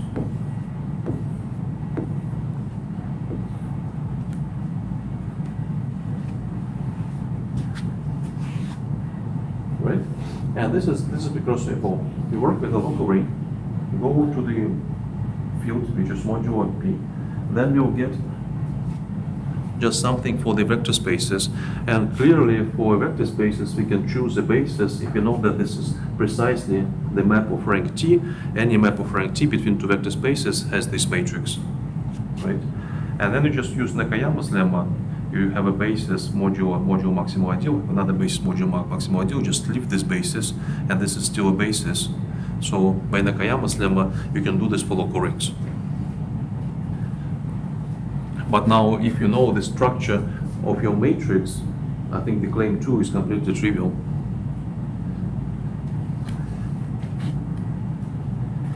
Well, and all these arguments, if you think about them a little bit, they all of the same nature. You just go to the residue field and apply the Nakayama lemma. So let me say that the rest is exercise. You just repeat this kind of arguments. It's not very interesting to do this. So the rest is exercise. So a little bit unfinished proposition, but I hope the idea is clear. Okay, so from this proposition, let's derive something. Well, this for me, there is a knowledge that I can use every day, that I can remember, and there is a knowledge that I explain in lectures, which is a little bit more accurate and more detailed. This is what I remember, what I use in practice. This is the following corollary. So M is an R module with finite representation.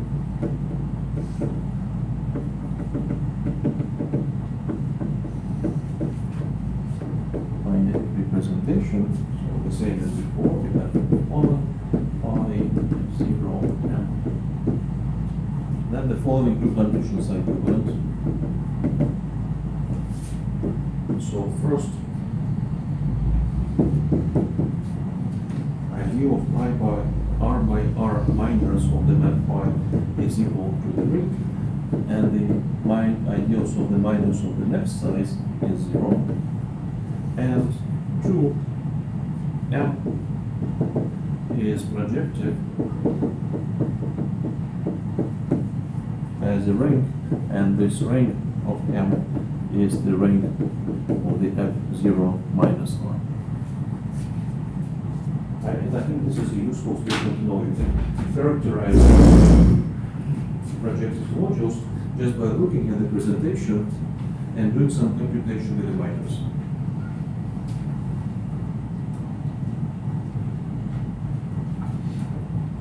Okay. I want to say I don't need to prove this because of the representation of projective modules that we already discussed today. Right? Projective module is a stockwise free module. So if I want to say that M is projective, I want to say that all the localizations are free modules. And this is precisely condition 3. And this condition 1, if this ideal is equal to the ring R, it means exactly that all the localizations, well, this is exactly means that it's not contained in any of the prime ideals, right? And that ideal is, this ideal is 0 if and only if all these localizations, all prime ideals are 0. So in reality, you need to remember that projective modules can be characterized locally and then use previous proposition. Okay? And another useful proposition. So here, phi is a map of finite free modules.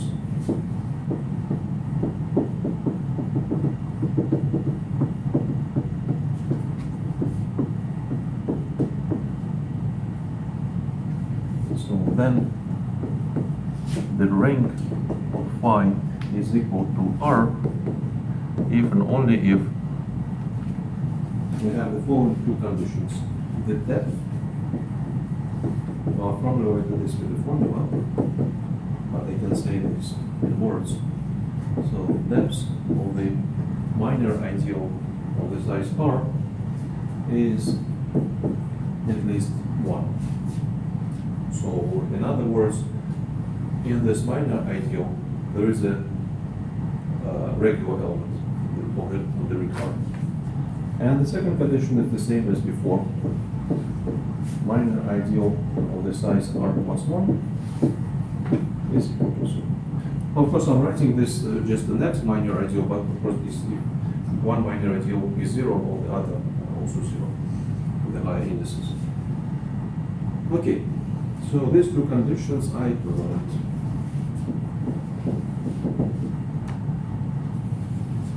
Okay, proof. So I'm not going to go one direction and the other direction. I want to write the sequence of equivalences.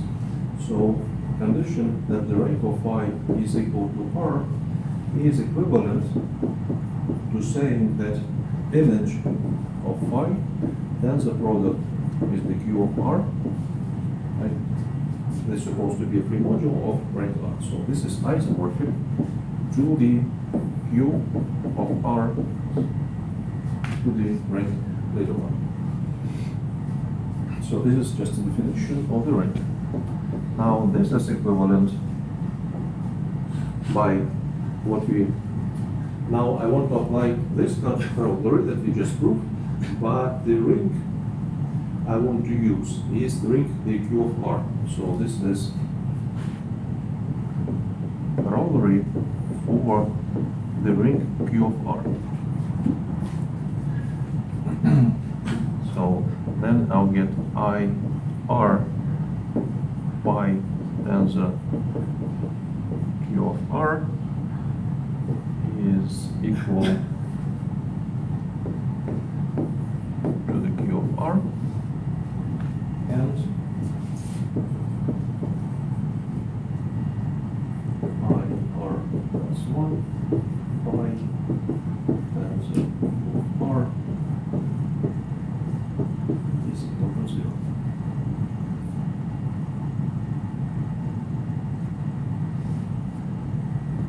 Okay, now on the next step, I want to use this little observation that I gave after two exercises, that when you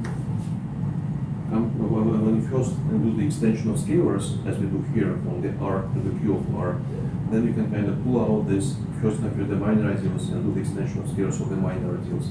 Now we have two conditions. We have this condition for R and condition for the R plus 1. So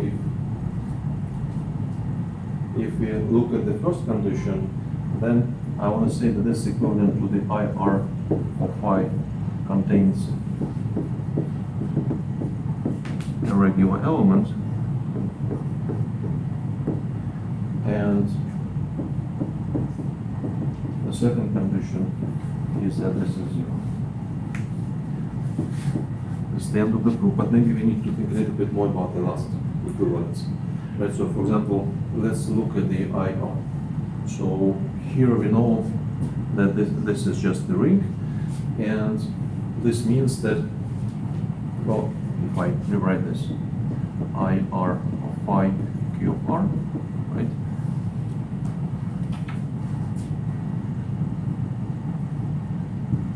So this localization is actually the whole ring. And when it happens for the ideals, that you localize an ideal and get the ring. Well, it only happens if you inside this ideal, you have something from the multiplicative system, right? You invert this, you get the unit in the ideal, and you get the whole ring. So, but the multiplicative system is just a set of all regular elements. So this thing has contained a regular element to draw this localization of this ideal to the whole ring. And this thing, again, this is just the correspondence theorem for the localization of the ideals. If, for example, if this ideal is 0, you pull it back from the localization back to R and conclude that this ideal is 0. So, unfortunately, I don't give numbers to my statements for corollaries or propositions, but this is something that I'm going to use today, this corollary, this proposition. Now, what I want to discuss next is the acyclicity of complexes. So, a simple example is example of vector spaces. So, let 0 be S minus 1, be 1, be 0. So, this is complex vector spaces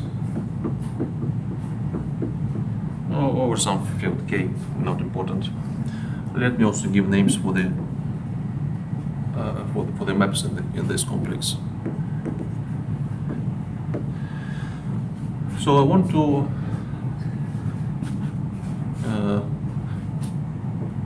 also give this a name, just a V with a star for shortness. Sorry, with a star with a bullet. So V with a lower bullet. This is the whole complex.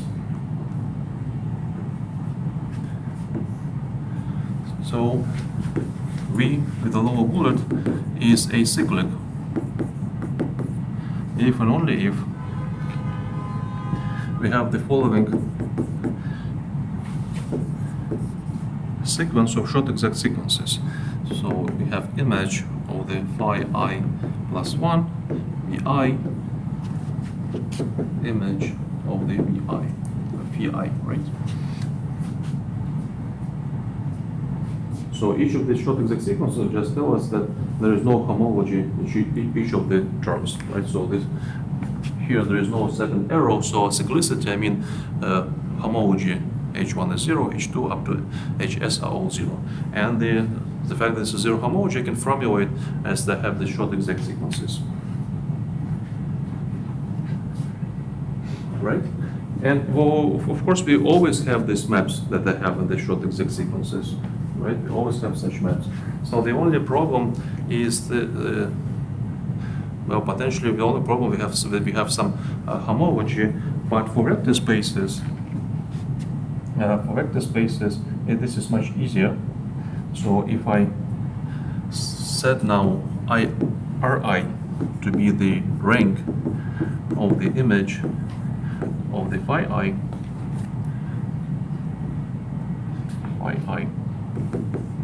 right?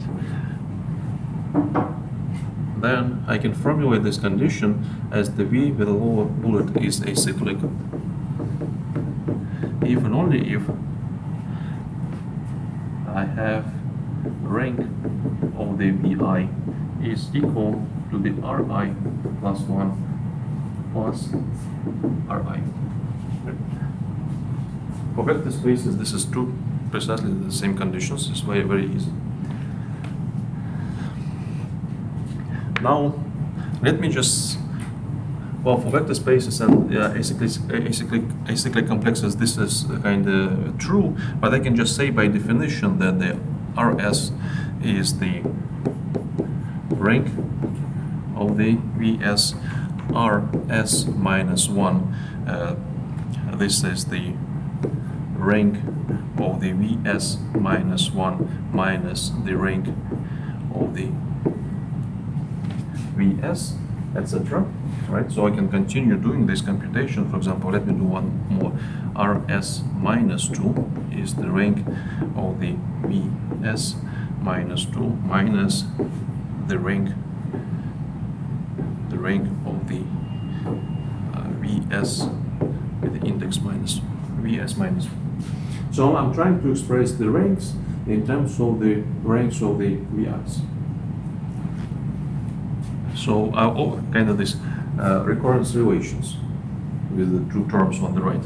I can continue doing this computation and, for example, write this as the rank of the Vs minus 2 minus the rank of the Vs minus 1 plus the rank of the Vs. To get this, I just plug in the second formula into the third formula. And if you continue doing this, you'll get the following formula. You'll notice that the right-hand side always will be an alternating sum, right? But the sign is a little bit off. So the correct formula will be minus 1 to the I, Ri, is equal to the sum j between I and S minus 1 to the j rank of the Fj. In Rs minus 2, the equality it holds the second equality. Here? Rs minus 2, the second equality. This This one? one, yeah. I'm just taking this formula and plugging into here. But isn't it says that rank of V of S is equal to 0? Well, there should be Suppose there should be something. R S minus 1 instead of rank V S minus 1. Thank you. That's true. Yeah, I had the correct idea, but I wrote the wrong formula. Yeah. Yeah, and this recurrence formulas is just the same formulas that we have here. There is nothing new here, just rewriting the ideas. Yeah. So now this is correct, and indeed, if I just plug in the second formula to the third formula, I'll get this alternating sum. And you can continue doing this computation, and you'll get this formula, which is not very kind of nice because we have this alternating sign on the left. So let's move this to the right, and let's just write that Ri is the sum over J between.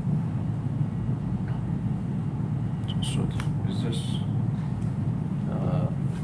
Yeah. So this thing is supposed to be J.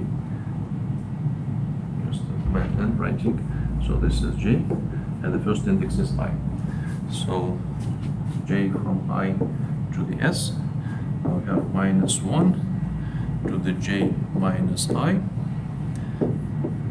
and the rank of the Vj.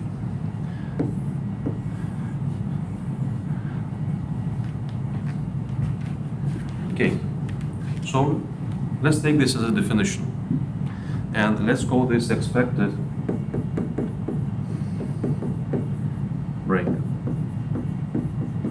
So this doesn't require any knowledge about the maps phi. It can be only computed by looking at the ranks of these vector spaces. Now, finally, the last observation is just that V with the bullet is acyclic. If and only if the expected rank. So I'm going to use Ri from now on for these expected ranks given by these formulas. So expected rank is equal to the actual rank. And just suppose I can just shorten this rank Fi. Okay. So what we're going to do next, we want to generalize this statement, which is completely trivial for vector spaces, to the case of local commutative rings. And this gives us the famous Buchsbaum-Eisenbach acyclicity criterion.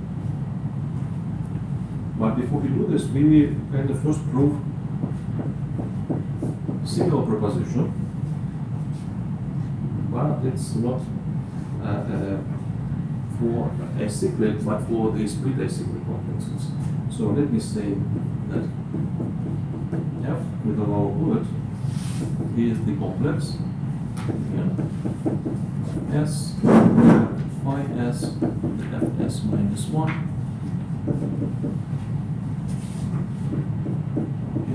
F1, or 1, F0. So complex of finite free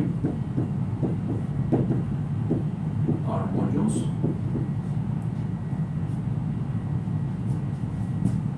and we have prime ideal in this type of R. Then the following are equivalent.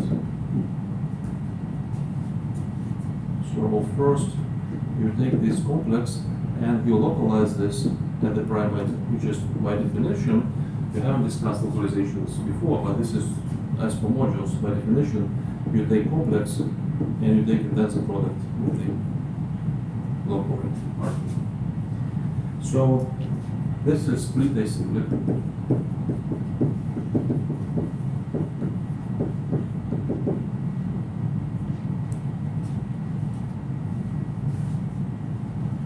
Do I need to explain what means straight acyclic? Acyclic means that there are no homology in all these positions, H1, H2, up to Hs. But the split acyclic means that if you look at the maps that we have, the image of the maps are just direct sums. let me maybe write this in parentheses, that if you take the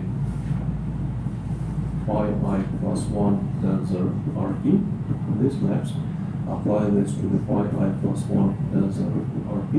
This is a direct sum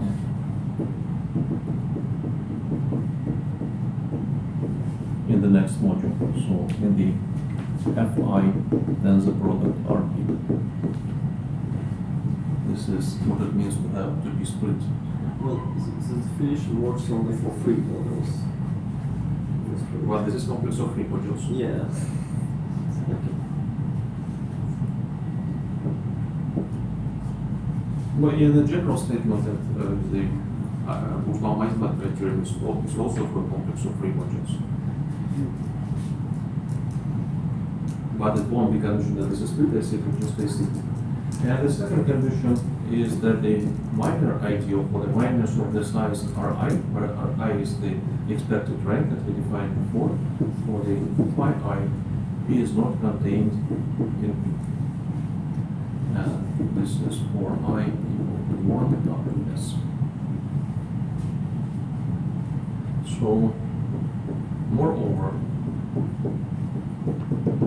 if 1 or 2, since they're equivalent, it's not very important, false, then we can say a little bit more that the ik of the phi I is equal to 0 as before for I between I and S, and for any k greater than Ri.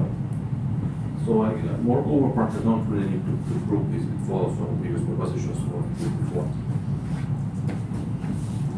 What is Ri? Expected rank. I just look at this complex and define Ri by that formula. Okay, and I have more. So if the prime ideal that I consider is not just any prime ideal, but if I additionally assume that this is associated to the M, then 1 or 2 are equivalent To the M.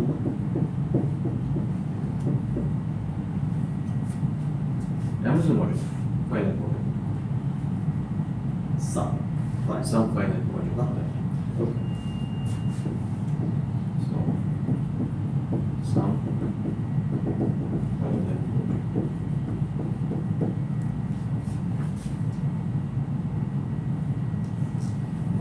So then this is equivalent to, you take the complex, take a tensor product with the MP, and this is AC.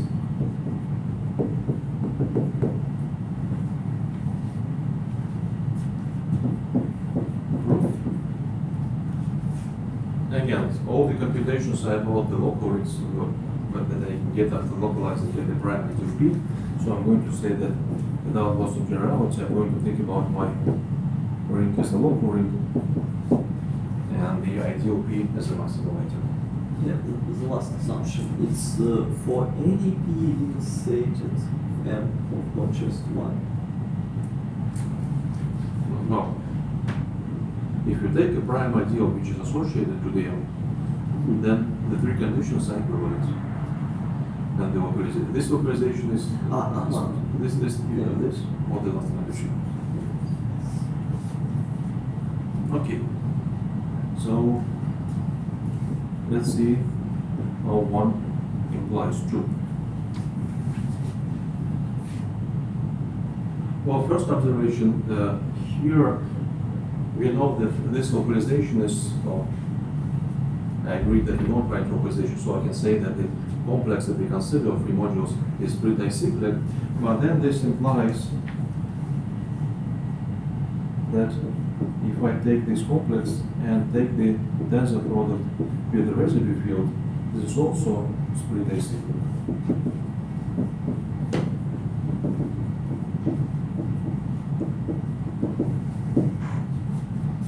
Right?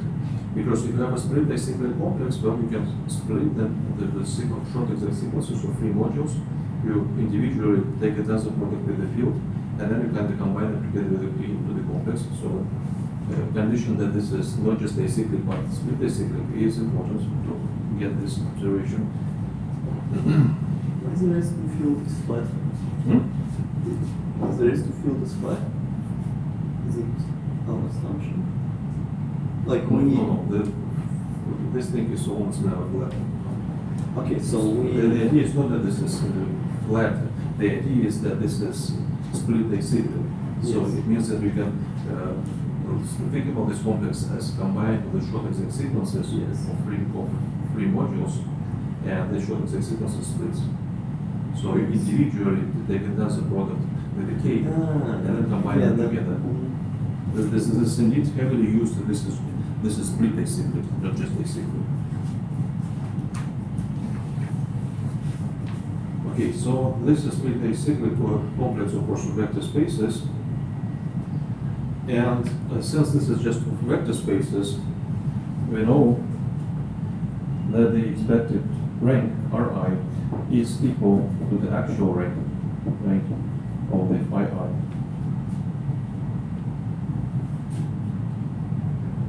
Right?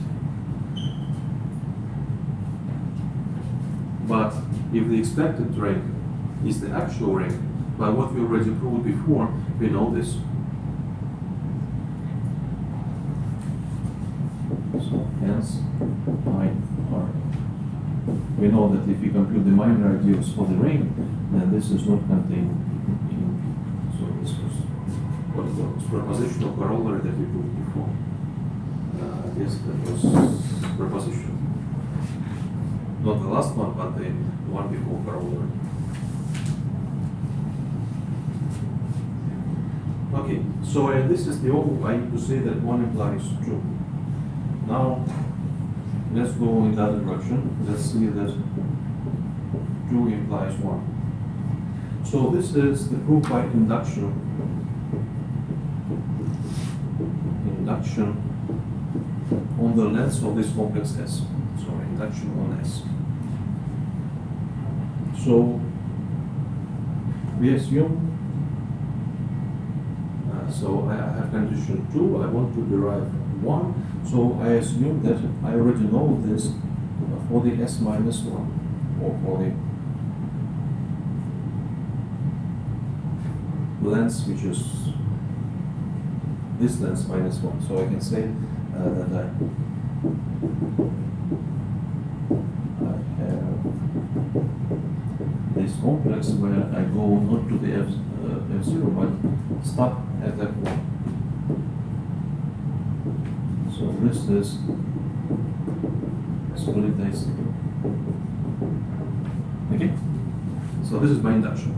This is complex of the length S minus 1, so I can assume that this is split acyclic.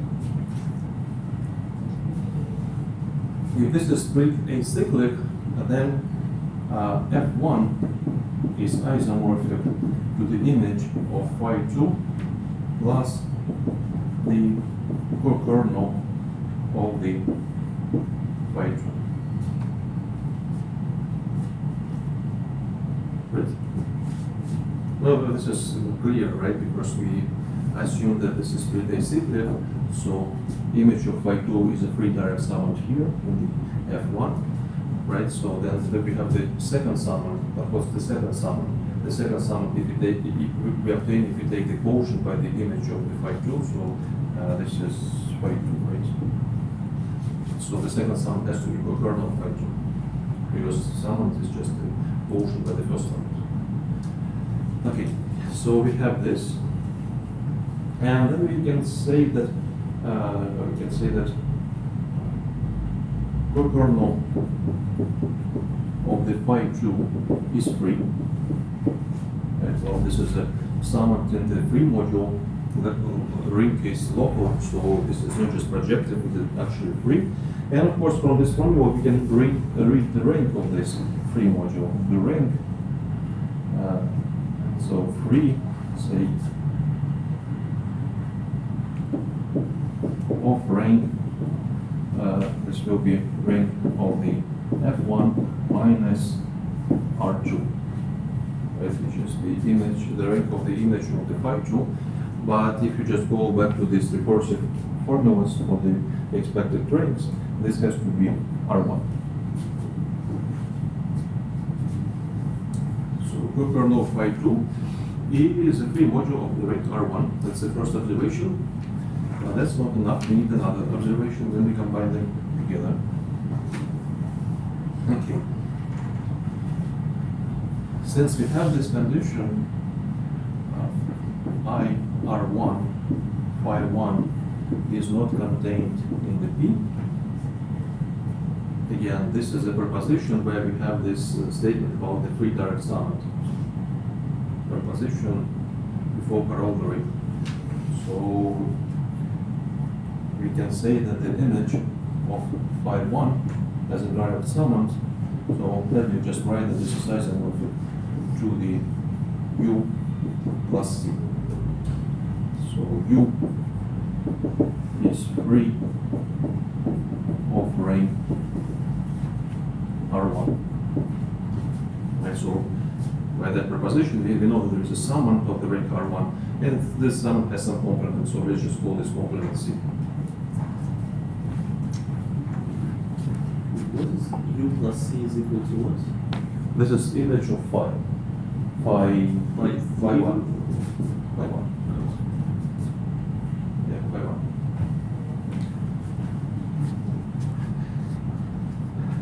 Okay. So map phi 1, we can look at this map phi 1, and this will be a map from the co-kernel of phi 2 to the image of the phi 1. Right? Well, we know that this is a complex, so if we look at the map phi 1, right, or it is only non-zero on the co-kernel of the phi 2, because on the image of phi 2 it is 0. So we can we can think about this as a map on the co-kernel of phi 2, and of course as a map to the image of phi 1, this is a surjective map or epimorphism of modules. Now, image of phi 1 has this summand U, but if this is surjective on the home module, this is surjective on the summand.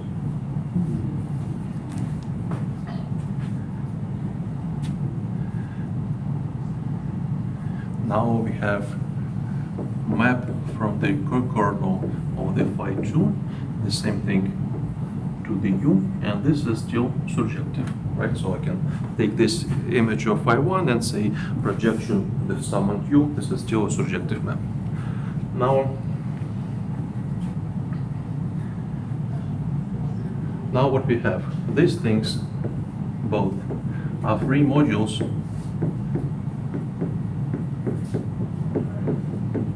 of the same rank R1, right? This we know by one of the previous statements that we took, and for co-kernel, that was the observation just before that. So this is surjective map of the free modules of the same rank. So this is an isomorphism of modules. Another application of Nakayama's lemma. So this is an isomorphism, and in particular, there is no complement C. This is also isomorphic to 0, and what we see is exactly what is missing, right? So we want to show that this thing is acyclic. We know it's split acyclic. We know this up to this term, and now we prove that this is also true for phi 1. So the image of phi 1 is a free submodule of phi 0. Direct summand. Okay. And why is the image of phi 1 is So why is the image of phi 1 is a direct summand in I'm just using what we proved before.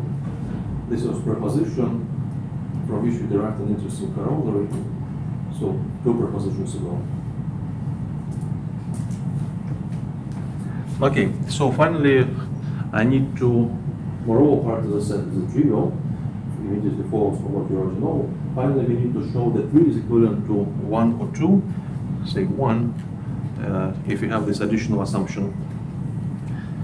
So, first of all, 1 implies 3. This is clear.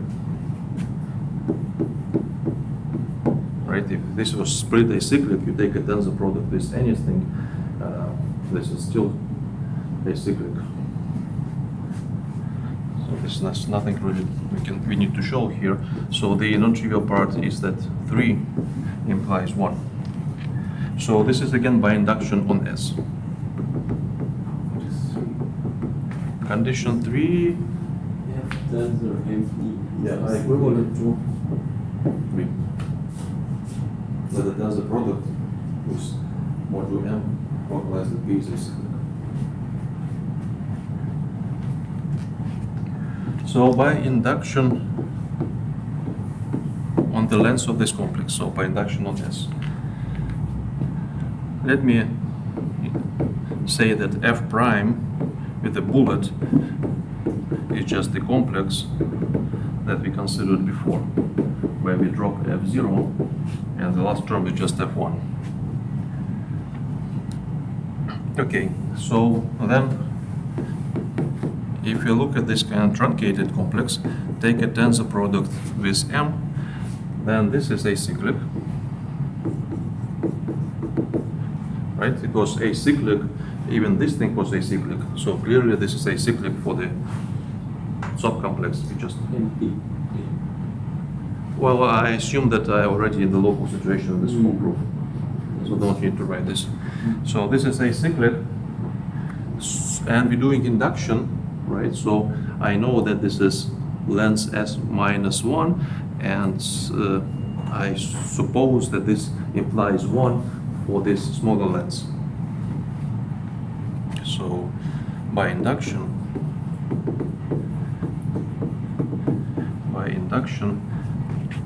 F prime is split acyclic.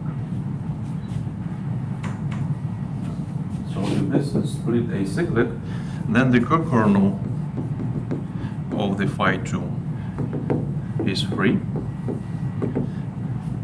Right, we can take F1 and decompose this as the image of phi 2 plus the co-kernel of phi 2. And as before, this is a projective, has a direct summand, modulus ring is local, so this is free. Okay, so this is free. Now we know that the first homology of this tensor product is 0. Right?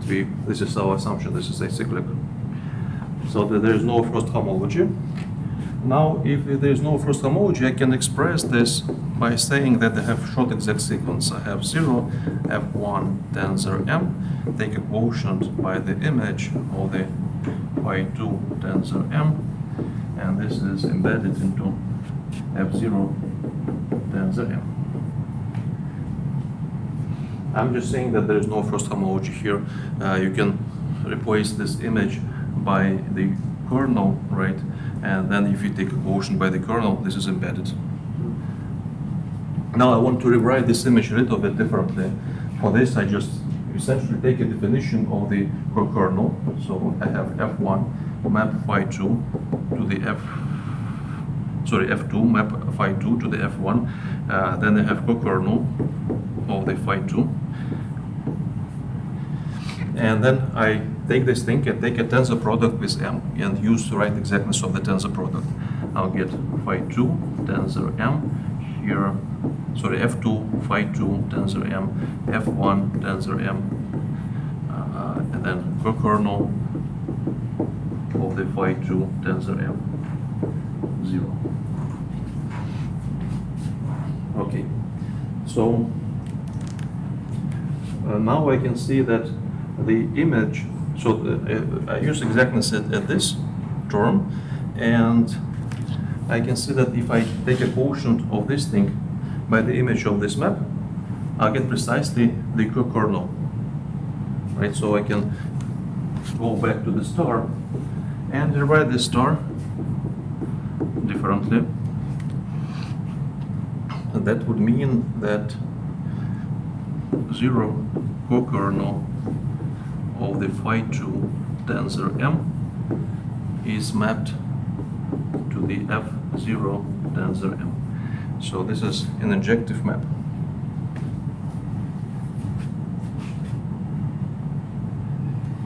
But this means that the co-kernel of phi2 is a free direct summand inside F0. And this is by the lemma before the Auswander-Buchsbaum formula. So by lemma before Auswander-Buchsbaum. End of the proof.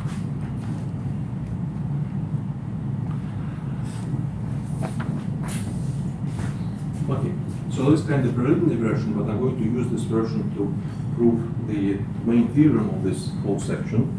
So if no questions, I'm going to erase this. So theorem, last theorem for today, and the last theorem in this section.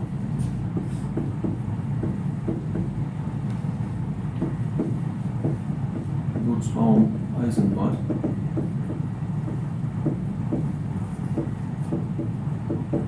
A simplicity criterion.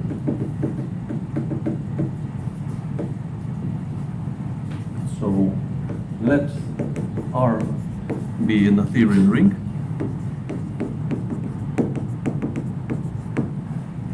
We have a complex of finite free modules, so F is the complex as before.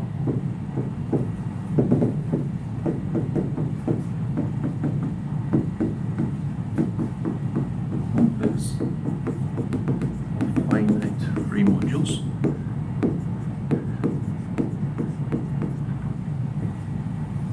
Then the following two conditions are equivalent. First, F is acyclic. And two, the depth, the I R I of the phi I R is at least I or I between R up to S. So Ri here is the same expected ring, defined by the same alternative sum. So you can say this kind of tells you in some very explicit terms, in terms of matrices that gives you differentials, when this thing is actually a resolution. Right? So I'm not writing what it's resolving. This will be the co-kernel of phi1 because it's not important for the proof. But you can think this kind of you take a free complex, testing how when this is a free resolution. And if you, this is just free modules, so all the maps are made by some matrices, you can compute minors and get very explicit computable criteria. Okay, so let's prove this. Proof.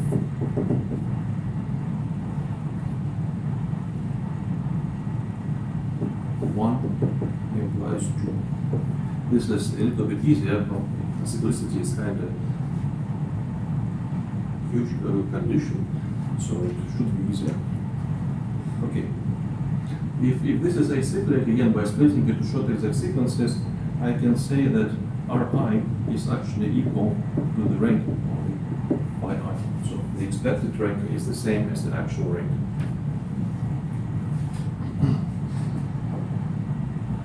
So the depth of the minor ideal of the Ri by Ri minors is at least 1.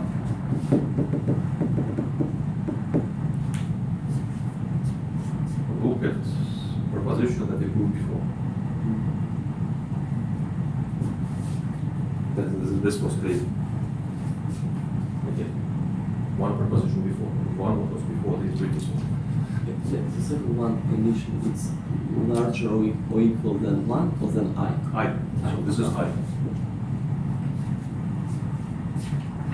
Okay. So if this depth is at least 1, it means that there is there is there is R regular xi that is in the ideal I, Ri, phi I.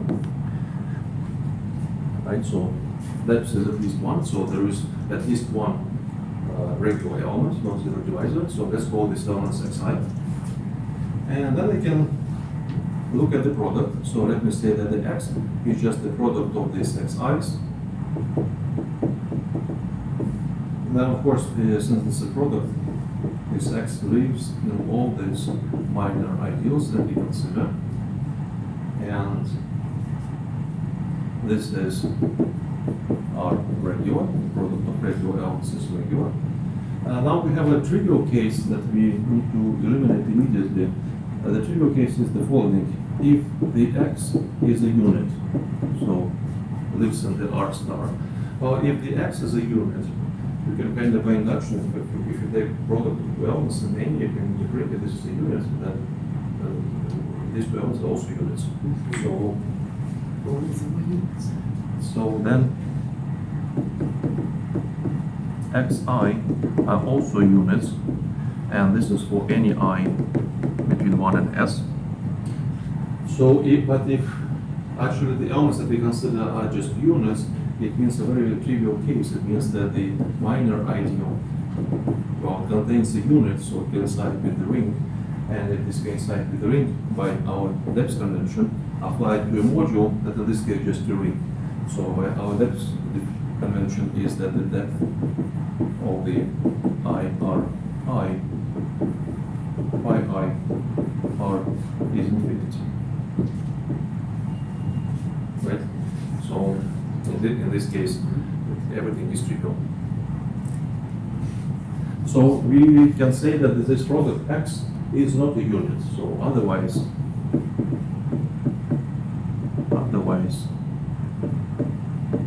we do induction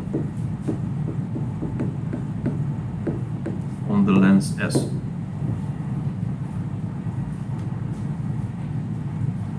Okay, so I have the following claim. Then let me formulate the claim and then we discuss, do you see how to prove it or not. So first of all, let bar be reduction modulo x. So I can reduce modulo x, modules, maps, ideals. So then I have the following claim, that the complex that I obtain as a reduction is acyclic. So complex 0, fs with the bar, f1 with the bar is acyclic. Okay, so the question is, do you see why this complex is acyclic?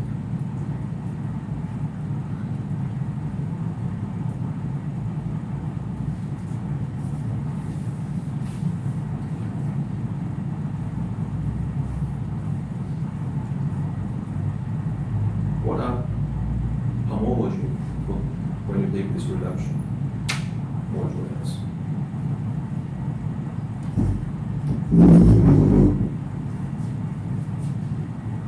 Well, that's just tensing with R or X. Sure.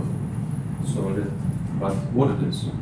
So HR for the reduction of this complex.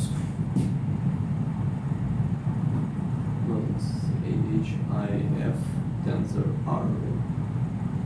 Yeah, but what I mentioned that if I know one, I know that one is a resolution of something, right? So this is a free resolution of something. Now I take the tensor product of free resolution of something with the module. So the homology is just Tor I. So this thing is Tor I over R. Well, and whatever we have here, so let's call this is kernel by 1, and then the second module is just this, right? But Tor I, the general property of Tor I, doesn't depend on the resolution. Instead of looking at this long resolution, I can take resolution of the second module and compute Tor I for the second resolution. So this is the resolution for the second argument. But if for the second argument I have a resolution of the length 1, 0 and 1, right? It means that I have vanishing of the doors. This is 0 for I at least 2, right? Because if I use this resolution and keep whatever module I have here, oh, well, just by looking at the rest of the resolution, there is no doors. But it means that there are no homology starting at the position 2. But that's exactly the simplicity of this complex. So this is done. Okay. So this is acyclic, right? And it also has length s minus 1. So I can use the induction hypothesis and say that if I look at the minor ideal in the index Ri, by I, then I do the reduction of this ideal modulo x. Then this is I for yi for it's just computations matrices. I think it's quite clear. And by induction, yeah, what I was trying to say that by induction, I can say that the depth I of the phi I bar R bar, this is at least I minus 1. And so I'm applying the induction for this reduced complex, but you notice that when I do the reduction, I shifted the index by 1. So what I now call 1 supposed to be in the statement 0, what I call 2 supposed in the statement to be 1, etc. So this is why I have this shift by minus 1 here. So if this is for the R modulo x, then clearly I have the right condition. So the depth of the IR of the phi R is at least I. Now there's a little thing to notice here. This will be proved only for I at least 2, right? But for I equal to 1, we proved it at the very beginning. We already know that the depth for any I is at least 1.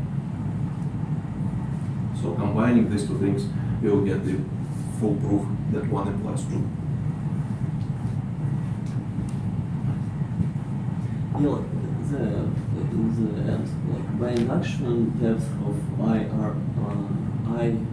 this one, why it's larger or equal than I minus 1? This is by induction hypothesis. I get the complex that is one step less, has one step less for 3 modules. So then I just, to this complex, I just apply this statement. And then I just noticed that I shifted the indices, right? So I have 1 here, but I'm supposed to have 0. And yeah, phi 0 there is phi 1 bar.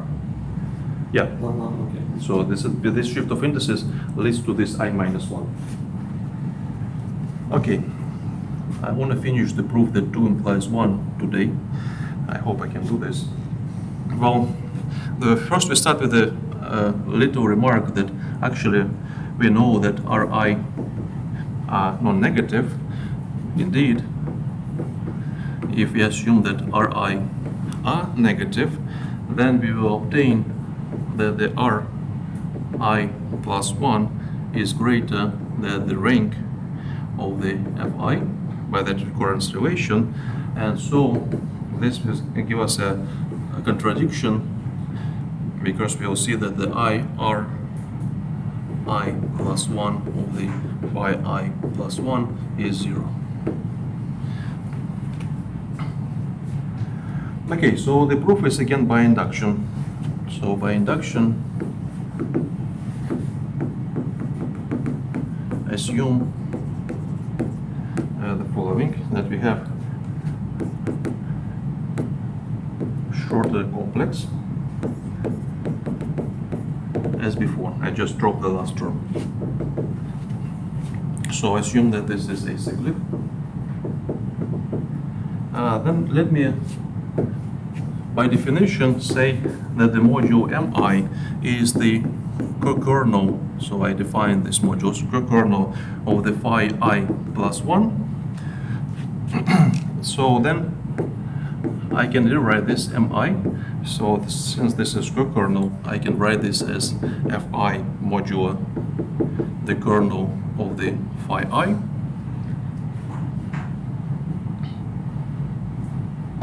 And then write this as the image of the phi I. Something I think there has to be different index I plus 1 probably, right? So take a kernel, portion by kernel, this is co-kernel, and then I use the exactness. So this is for I at least 2. So then I'll get the following short exact sequences. I'll get mi plus 1 is mapped to the fi, and the quotient is mi. Well, when you start with I equal to 1, is kind of by definition, and the other exact sequences just tell you that you have a acyclic complex, right? That this complex f prime is acyclic. Okay, and now I want to separate the proof into 2 steps. So on the first step, I prove the claim that the depth of the mi localized at P is at least the minimum of the I and the depth of the R localized at P. And this is for any prime ideal in the spec R and for any I between 1 and S. So the proof of this claim is by descending induction.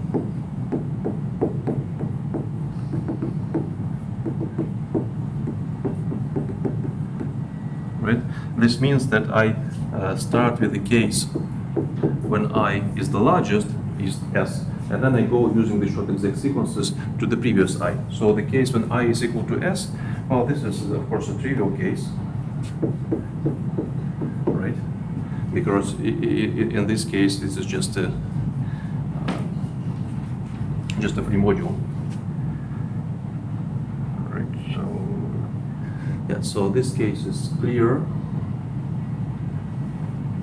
because MS is just Fs, right? For free module, we clearly have this inequality. Now, to do other cases, I consider 2 situations. So first situation is when the depth of the RP is at least I plus 1. Right, so it means that among these 2 numbers that I'm supposed to choose minimum, I suppose that, well, I suppose that the depth is at least I plus 1, so this depth is larger than this I. So this is one case, and then there will be another case. Well, so in this case, by induction hypothesis, I can say that the depth of the mi plus 1 localized at P is at least I plus 1.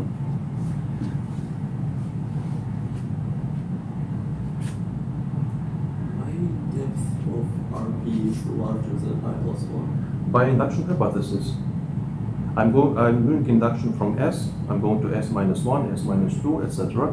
So for S, I know this is a free module, and I suppose that I know this statement for the I plus 1. Mm-hmm. This is this. Mm-hmm. I want to show that it's true for I. So this is indeed induction. So this is I know by induction hypothesis. And then by depth lemma, right? You just look at the short exact sequence and apply the depth lemma. So the depth lemma, if you apply this, it will tell you that you did what you want, that the depth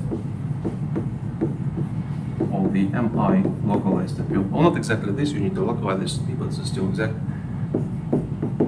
is at least I.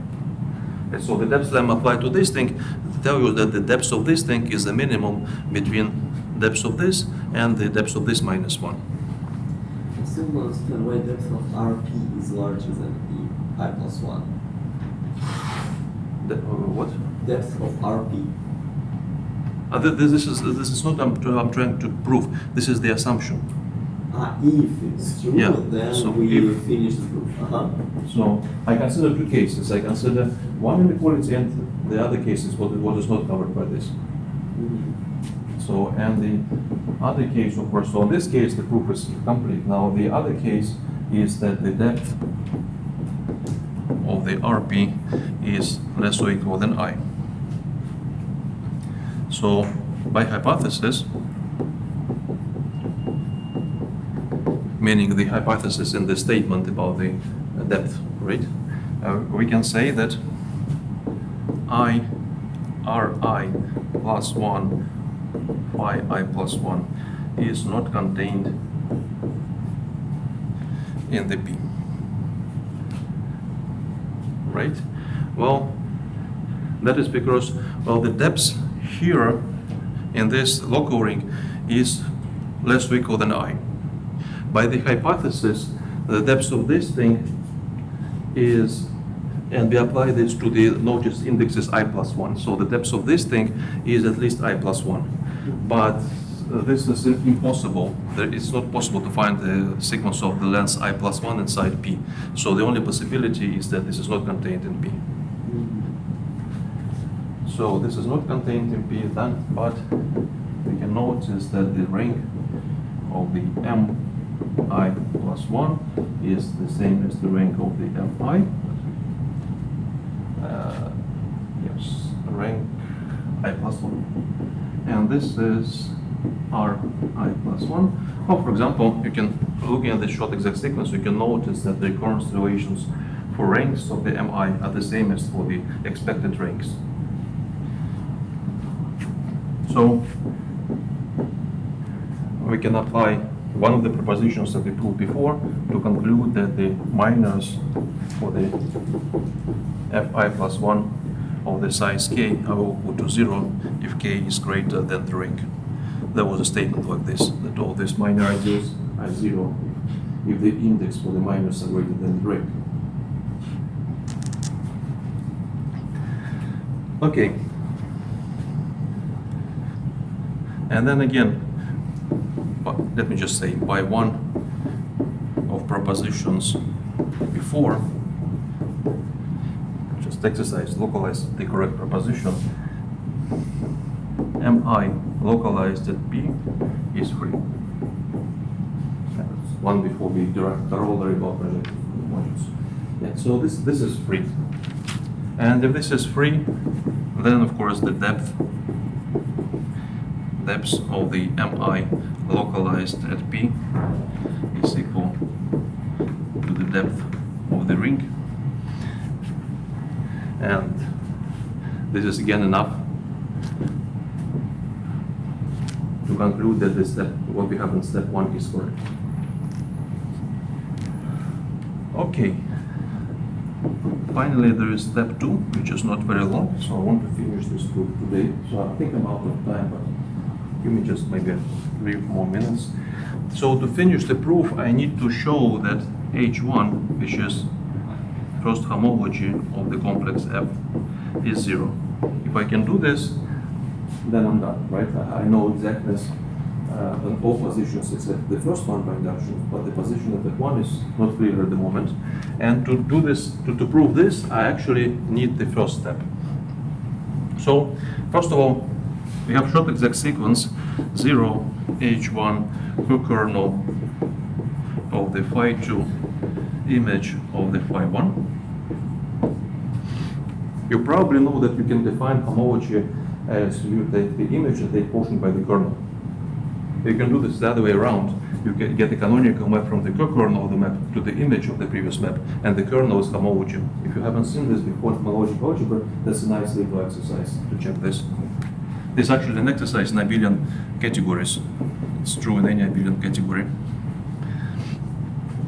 Okay, so we have the short exact sequence, and now I want to show that this module is 0, and the way to show this is to show that the set of associated primes is empty. This is a finite module, it would be enough, right? So ring is Noetherian.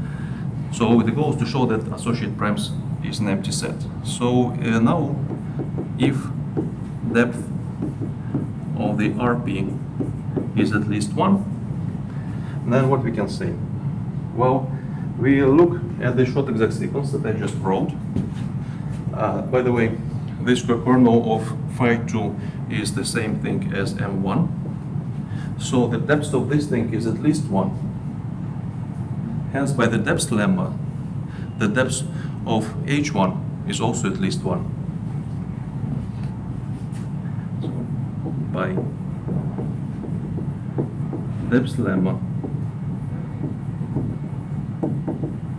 depth of the H1 localized at P is also at least 1. Hence, from this we can derive that P is not associated to the H1. Right? Because if this is associated, then the depth, then the localization, depth of the localization is supposed to be 0. So prime ideals with this condition are not associated with the H1. Now let's consider the second situation. If the depth of the RP is equal to 0. This covers all prime ideals. If depth is at least 1, this is the first case. If depth is not 1, it's not at least 1, this is 0, this is the second case. So, but if the depth is 0, then the last conclusion, so the last line, then I, Ri, Yi is not contained in the P. Right? Since there are no regular elements in the P. And then by previous proposition, this is where we use previous proposition for acyclic things, F with the bullet localized at P is split acyclic.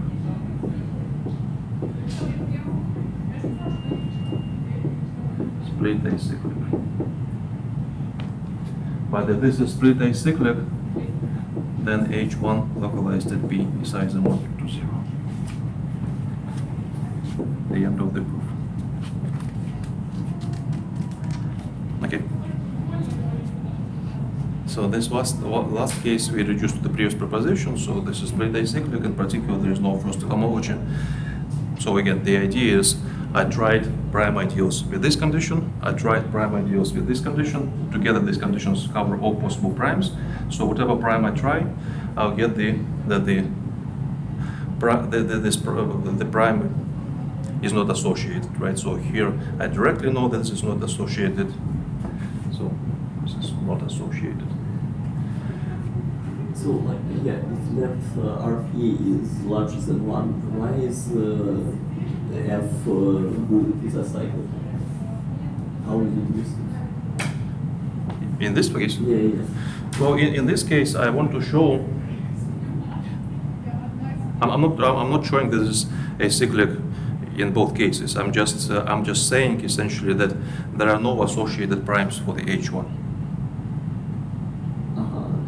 And so these two conditions, these two cases, give me the associated primes of H1 is empty set. And I consider in this case, I can see by the depth lemma I have this inequality. It means that such P is not associated. And then in the second case, I see that the depth, if the depth of the ring is 0, then I use the previous proposition. I see that this is acyclic, then the localization at this thing is also 0. But any associated is in the support, it's a general property. So P, maybe one more thing to write. So sorry for the delay, but I just don't want to separate this proof into two lectures. So if this localization is 0, P is not associated with the H1. So there are no prime ideals associated with H1, hence H1 is 0, hence everything is acyclic. Okay, that's all for today.